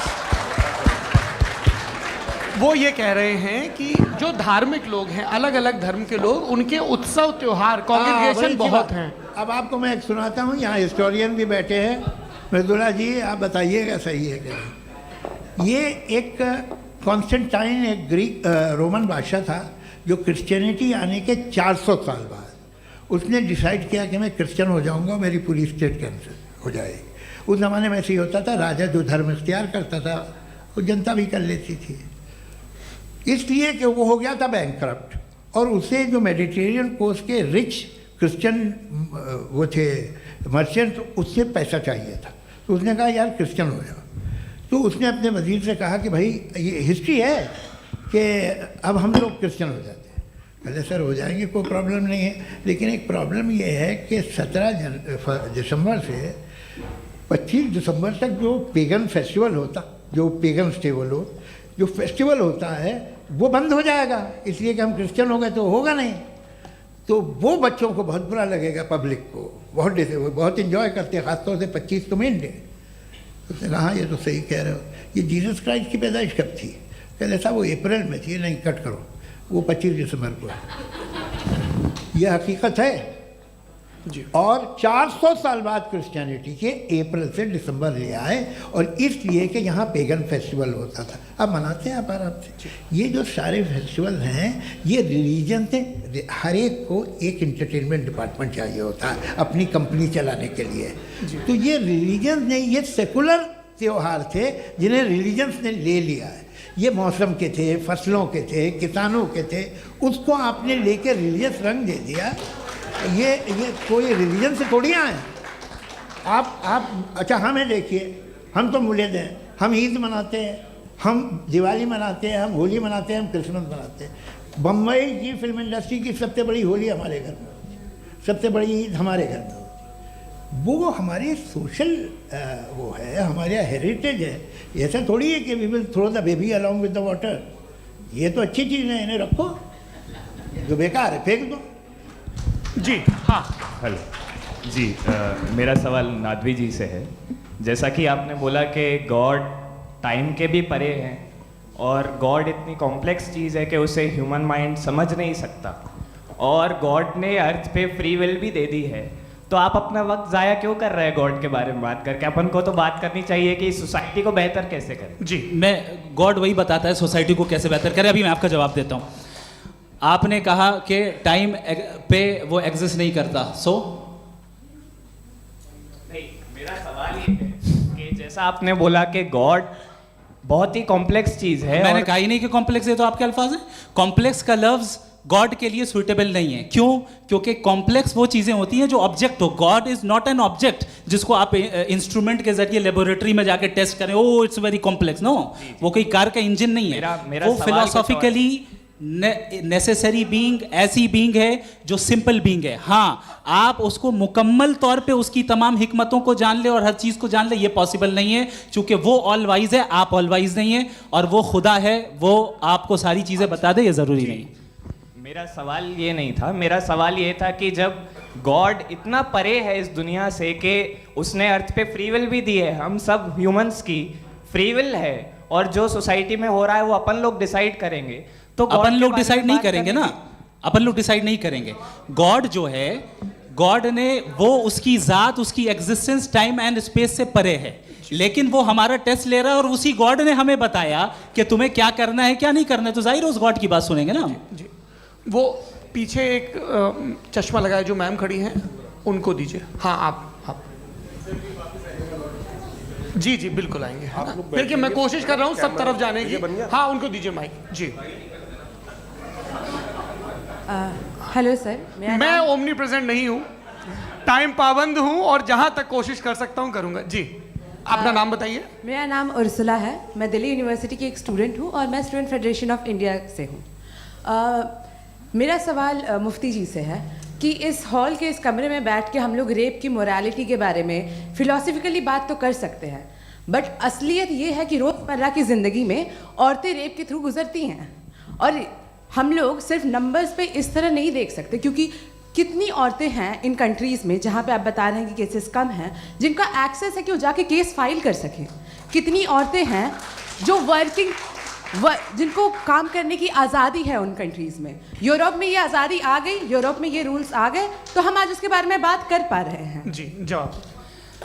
आपने ये कहा कि कमरे में बंद होकर हम लोग इस पर फिलोसफिकली बात कर सकते हैं, लेकिन हकीकत में क्या हो रहा है, वो ग्राउंड लेवल पे क्या हो रहा है जो बहुत गलत हो रहा है, और वो सफ़र कर रही हैं। आई एग्री, बहुत गलत हो रहा है, और जो गलत हो रहा है उसको हमें रोकना है। और क्यों रोकना है, वो गलत क्यों है, हमारे पास इसका ऑब्जेक्टिव फाउंडेशन है, इनके पास उसका ऑब्जेक्टिव फाउंडेशन नहीं है। मैं ये कहना चाह रहा हूँ कि जहाँ पे भी जुल्म हो रहा है, जहाँ पे भी औरत पे जुल्म हो रहा है, या उसकी इज्जत लूटी जा रही है, या उसे तकलीफ पहुँचाई जा रही है, और सिर्फ औरत नहीं, किसी इंसान के ऊपर भी जुल्म हो रहा है, तो उसके खिलाफ खड़ा होना, ये मॉरलिटी हमारे पास गॉड के पास से आई है। वरना जावेद साहब तो कह रहे हैं कि जो है मेजॉरिटी डिसाइड करेगी, तो मेजॉरिटी तो कभी भी बदल सकती है। क्या आप नातू? हाँ। ये थोड़ी सी आपको गलतफहमी है। मैं अगर मेरे जुमले से ये मदनत निकला या मैंने कहा, तो ये जुमला मैं वापस लेता हूँ। ये मेरा मतलब ही नहीं था कि मेजॉरिटी डिसाइड करेगी। मेजॉरिटी डिसाइड करे तो दुनिया में बड़ी, वैसे आपने कहा था ये जुमला। अच्छा, हो सकता है, मैं मान रहा हूँ, बाद में रिकैप कर लेंगे। अरे एक सेकंड, मैं अपनी एक्सप्लेनेशन देता हूँ। मुनासिब बात यह है कि हम सब के सब दिल में जानते हैं कि कि क्या अच्छा है क्या बुरा है, हमें पता है अच्छी तरह से। जो लोग बुरे काम करते हैं उन्हें भी मालूम अच्छा क्या है। यही तो सवाल था हजरत सर, कि फिर सर, ये मोरालिटी आई कहाँ से? क्रॉस एग्जामिनेशन, हाँ जी, हाँ जी। मोरालिटी साथ रहने की डिजायर से आई है। यानी साथ रहकर जो कुछ कह दे जो कुछ कर दे वो हो जाएगा? नहीं नहीं, तो आप कायदे से रह ही कर सकते हैं जब तक लोगों में मोरालिटी हो, वरना क्यास हो जाएगा। ये आपको कैसे पता? जी, हमने देखा ना जहाँ मोरालिटी का क्यास हो गया, हम देखते हैं। कहाँ पे देखते भाई अरे, दुनिया में आप जो ये- कह रहे हैं आप ये- अभी कहीं मैं पे आप अगर लोगों गलत को हो रहा है इस बहस तो के उसको बाद आप मैं गलत लोगों देखिए। को आप सर, मुफ्ती आप साहब, मैं- एपिस्टेमोलॉजी मुफ्ती की साहब, बात मुफ्ती कर रहे हैं, मैं साहब, ऑन्टोलॉजी की अरे बात मुफ्ती कर रहा साहब, हूँ। मैं इस बहस के फाउंडेशन बाद आप क्या है? दोनों लोगों को चाय पे फाउंडेशन होस्ट करूंगा, वहां पे क्रॉस एग्जामिनेशन कर लीजिएगा। अभी ऑडियंस का हक मार रहे हैं आप लोग भाई, सर, जस्ट लोग हैं आप लोग। और ये भाई ये हाँ, बच्चे- उधर आएंगे, उधर इनको आएंगे। भी। जी सर, आएंगे आएंगे। अच्छा, सर मेरा नाम लईकुर रहमान है और मैं अलीगढ़ मुस्लिम यूनिवर्सिटी का स्टूडेंट हूँ। और जहाँ तक मुझे पता है कि sir you are also product of Aligarh Muslim University. मैं भी उसी चमन का बुलबुल। हाँ सर, तो बहुत खुशी हुई मुझे जान करके कि मैं आपसे मिलूंगा। सवाल सर मेरा सवाल यह है, सर सैयद अलैहिर्रहमा का नज़रिया यह था कि खुदा के वजूद को अक़ल के दायरे में रह कर के तलाश करना, न कि पूरी तौर से उसका इनकार कर देना। Sir how will you define it? नहीं तो ये तो आप इन्हें बताइए। ये सर, सवाल आपसे के खुदा का वजूद साबित कर रहे हैं। नहीं तो सर आपने सैयद इनकार ने किया। कर रखा है, इस वजह से मेरा क्वेश्चन उन्होंने यही सर से एक सेकंड, सर सैयद ने यही कहा ना कि जी। अक्ल से आप खुदा के वजूद को साबित नहीं कर सकते, यही कहा ना भाई। वो उन्होंने कहा कर सकते हैं और वो कर दिया गया आज। वो फोन दो। तलाश करना या साबित करना अक्ल से अक्ल से नहीं सर, हो सकता। सर, अरे सवाल तो सुन लीजिए जी। अक्ल से नहीं हो सकता है, यही कहा ना आपने। अक्ल से हो सकता है। अरे वो यही कह रहे हैं भाई, आप बता रहे हो सकता है, वो तो कुछ और। आप अगर सर देखो नौजवान, फोन ले लो, वो इतनी बोले। कमाल की यूनिवर्सिटी है। अरे भाई दे दो मेरी ना बात जरा तो- एक मिनट, अरे दे दो मेरे भाई माइक। मेरी बात सुनो, नहीं, माइक मैं पे समझ- बोलो ताकि जो लाखों लोग देख रहे हैं माइक दे दो ना। अरे देंगे ना माइक, तुम ठहरो तो। हाँ सर मेरा सवाल ये था कि सर सैयद अलैहिर्रहमा का एक नज़रिया था अपना कि खुदा का जो वजूद है उसको अक़ल के दायरे में रह कर के तलाश करना है, न कि पूरे तौर से इनकार कर देना है। ये उनका कॉन्सेप्ट था। लेकिन मेरा सवाल ये है कि आप इसको कैसे डिफाइन करते हैं, एक्सप्लेन कैसे करेंगे, मैं आपसे जानना चाहता हूँ, क्योंकि you are the product of Aligarh Muslim University. मुझे अक़ल के दायरे में रखे मैंने बहुत तलाश की, मुझे मिला नहीं। हाँ ये इधर उधर वो चश्मा लगाए जो, हाँ उनको दे दीजिए। जी जी फटाफट पूछिए, बस 5 मिनट है, 5 मिनट में खत्म हो रहा है। हाँ अस्सलाम वालेकुम मुफ्ती साहब। एंड मेरा सवाल जावेद अख्तर साहब से। क्या नाम है आपका? अरे भैया सब मुझे जब पूछ रहे हो। फैज फैज फैज पूछिए फैज साहब। तो मेरा सवाल ये है कि अभी जो एथियस्ट है वो problem of evil argument use कर रहे हैं अगेंस्ट मुस्लिम्स, राइट? कि इस दुनिया में इतना सारा ईविल है और अगेंस्ट मुस्लिम तो यहाँ अगेंस्ट थियस्ट। हाँ थोड़ा सा करेक्ट कर लीजिए भाई, पूरी मशक्कत ही इसी बात की थी कि किसी एक मजहब पे बात ना टिके। जी तो बेसिकली ये आर्ग्यूमेंट ऐसा है कि इस दुनिया में इतना ज़्यादा ईवल एग्जिस्ट करता है और अगर एक ऑल गुड गॉड है तो वो रोकता क्यों नहीं है? लेकिन इस सवाल में एक हिडन अजम्पशन ये है कि इस दुनिया में ईवल एग्जिस्ट करता है। अब एथियस्ट ये कैसे ऑन्टोलॉजिकली प्रूव कर सकते हैं कि इस दुनिया में ईवल एग्जिस्ट करता है? मैं आपको बताता हूँ, थोड़ा सा समझा। नहीं सर, हम लोग इनको सुनने आए। नहीं please don't do that. I want to explain ontology. नहीं हम समझ गए सर, इनको अब जवाब देने दीजिए। अच्छा सवाल पूछ लो। मैं अभी तक क्या था वो मैं थोड़ा सा ऐड ऑन कर लेता हूँ। तुम गुरु, तो हम जब इसका राउंड 13 करेंगे ना तब तुमको स्टेज पे बिठाएंगे। जी तो हाँ जल्दी से। तो देखिए एथियज्म के हिसाब से सब कुछ रैंडमली बन गया है, सब कुछ एटम्स और मॉलिक्यूल्स है। एक पत्थर में और मुझ में सिर्फ इतना फर्क है कि हम लोग एटम्स और मॉलिक्यूल्स का अलग अलग रीअरेंजमेंट है। अब एक पत्थर को कोई इंसान तलवार से 2 टुकड़ों में काट दे या मुझे, according to atheism it is same. There is no evil and good according to atheism. जी अच्छा फैज साहब का सवाल ये है कि हाँ कोशिश भी करते तो इससे गलत सवाल नहीं कर पाते। एक लाइफ फॉर्म है और लाइफ फॉर्म में फीलिंग्स हैं, मतलब लाइफ फॉर्म सुनता है, देखता है, टेस्ट कर सकता है, फील कर सकता है। तो उसकी जो ये जो क्वालिटी इस बबल में आ गई हैं वो जानवर में भी है, इंसान में भी है। तो जाहिर है कि उसे कोई तकलीफ पहुंचेगी, तो चूंकि उसके पास वो सेंसिटिविटी है तो मैं करेगा। पत्थर में वो सेंसिटिविटी नहीं है। तो ये क्या सवाल हुआ कि अगर पत्थर को काटा तो पत्थर को तकलीफ नहीं होती, तो आपको काटे तो आपको क्यों तकलीफ हो? बैठ जाइए। जी हाँ अगला सवाल। हाँ पूछिए। जी जावेद अख्तर साहब, अरे भैया, सब आप लोग मुफ्ती साहब को छोड़ रहे हैं, तो मेरे ही पीछे पड़े हैं क्या? किस्सा? चलो बोलो भाई। You asked how God can exist when children die in Gaza. हाँ? You asked how God can exist when children die in Gaza, and you also mentioned the rise of atheism in Europe. But the same events also are leading many atheists and non-believers to turn towards faith. How do you interpret this contradiction, where suffering pushes some away from God, yet brings others closer to belief? देखिए, आपको एक बात बताऊं, दुनिया perfect तो कहीं भी नहीं है, हर जगह कुछ खामियां हैं। बेटा एक मिनट, मैं आप ही को कहेंगे, देखो वो तो कुछ खामियां, कमज़ोरियां, खराबियां सब जगह है। लेकिन अगर देखोगे ईमानदारी से कि दुनिया सबसे ज़्यादा महज़्ज़ब कहाँ है, एक आम शहरी को कहाँ हुकूक हासिल हैं, वो बोल सकता है, अपनी मर्ज़ी से काम कर सकता है, अपनी मर्ज़ी से राय दे सकता है, हुकूमत के ख़िलाफ़ बोल सकता है, बरसर इक़्तिदार लोगों के बारे में बोल सकता है, सरमायादारों के ख़िलाफ़ बोल सकता है। तो आपको ये स्कैंडिनेवियन कंट्रीज़ में मिलेगा, वेस्टर्न यूरोप में मिलेगा। मैं नहीं कह रहा वो परफेक्ट है, बिल्कुल नहीं, वहाँ बहुत ख़राबियाँ भी हैं, परफेक्ट तो कोई। लेकिन जिन जिन मुल्कों में, लैटिन अमेरिका देखो, गल्फ़ देखो, वहाँ पर आपको ये ज़रूर है कि रेप नहीं होते होंगे। रेप की ज़रूरत क्या है भाई? उसको तो ख़रीद लो, घर में रखो, सड़क पर रेप करने की क्या ज़रूरत है? मगर सुनिए, मगर हकीकत ये है कि वहाँ शख्सी आज़ादी राय देने की, बोलने की नहीं है।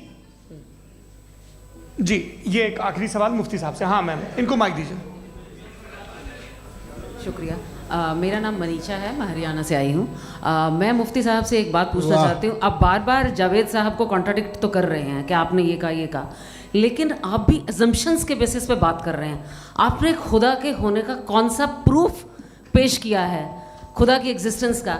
अब इस सवाल को अलग रहने दीजिए, कौन एथीस्ट है कौन नहीं है। और दूसरी बात जो आपने एक छोटी सी कही थी कि ये फ्री विल का इस्तेमाल करता है इंसान अपनी, लेकिन इस फ्री विल का इस्तेमाल में मतलब खुदा ने ये दे दी सबको ये इजाज़त कि वो कितना घिनौनापन और कितने ज़्यादा ख़राब से ख़राब तरीके इस्तेमाल कर सकते हैं। जवाब सुनते जी। आप फ्री विल को मानती है ना, या अब कहती है कि फ्री विल नहीं है ना? मानती है ना? तो अब आपके पास इसका कोई एक्सप्लेनेशन नहीं है कि अगर एक इंसान उस फ्री विल का इस्तेमाल करके गलत काम कर रहा है और बच के अच्छी ज़िंदगी गुजार के निकल जा रहा है, उसका कोई रिकम्पेंस नहीं है। हमारे वर्ल्ड व्यू में जो इंसान गलत काम कर रहा है उसको भी रिकम्पेंस यानी उसका बुरा बदला मिलना है, और जो सही काम कर रहा है उसको सही बदला मिलना है। लिहाजा जो फ्री विल है वो इस तरीके से है कि एक लिमिटेड टाइम तक खुदा ने मोहलत दी है। ऐसा नहीं कि छूट दे दी, जो करना है करते रहो हमेशा। वक्त आएगा जब एग्जाम का टाइम खत्म होगा तब रिजल्ट आएगा, दौराने एग्जाम जबरदस्ती आपको नहीं बताया जाएगा। अरे भाई एक सेकंड, जी सवाल मुफ्ती साहब से मेरा, मुफ्ती साहब से जी,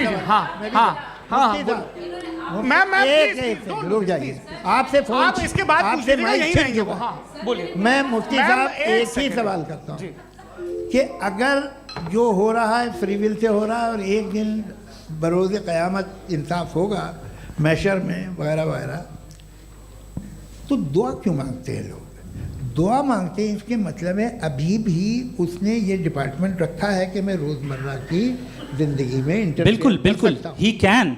तो तुम कैन हो, तुम मुझे नौकरी दिला देते हो, मेरे बेटे को ग्रीन कार्ड दिला देते हो, और 45,000 बच्चे मरते हो, उन्हें रोकते नहीं हो?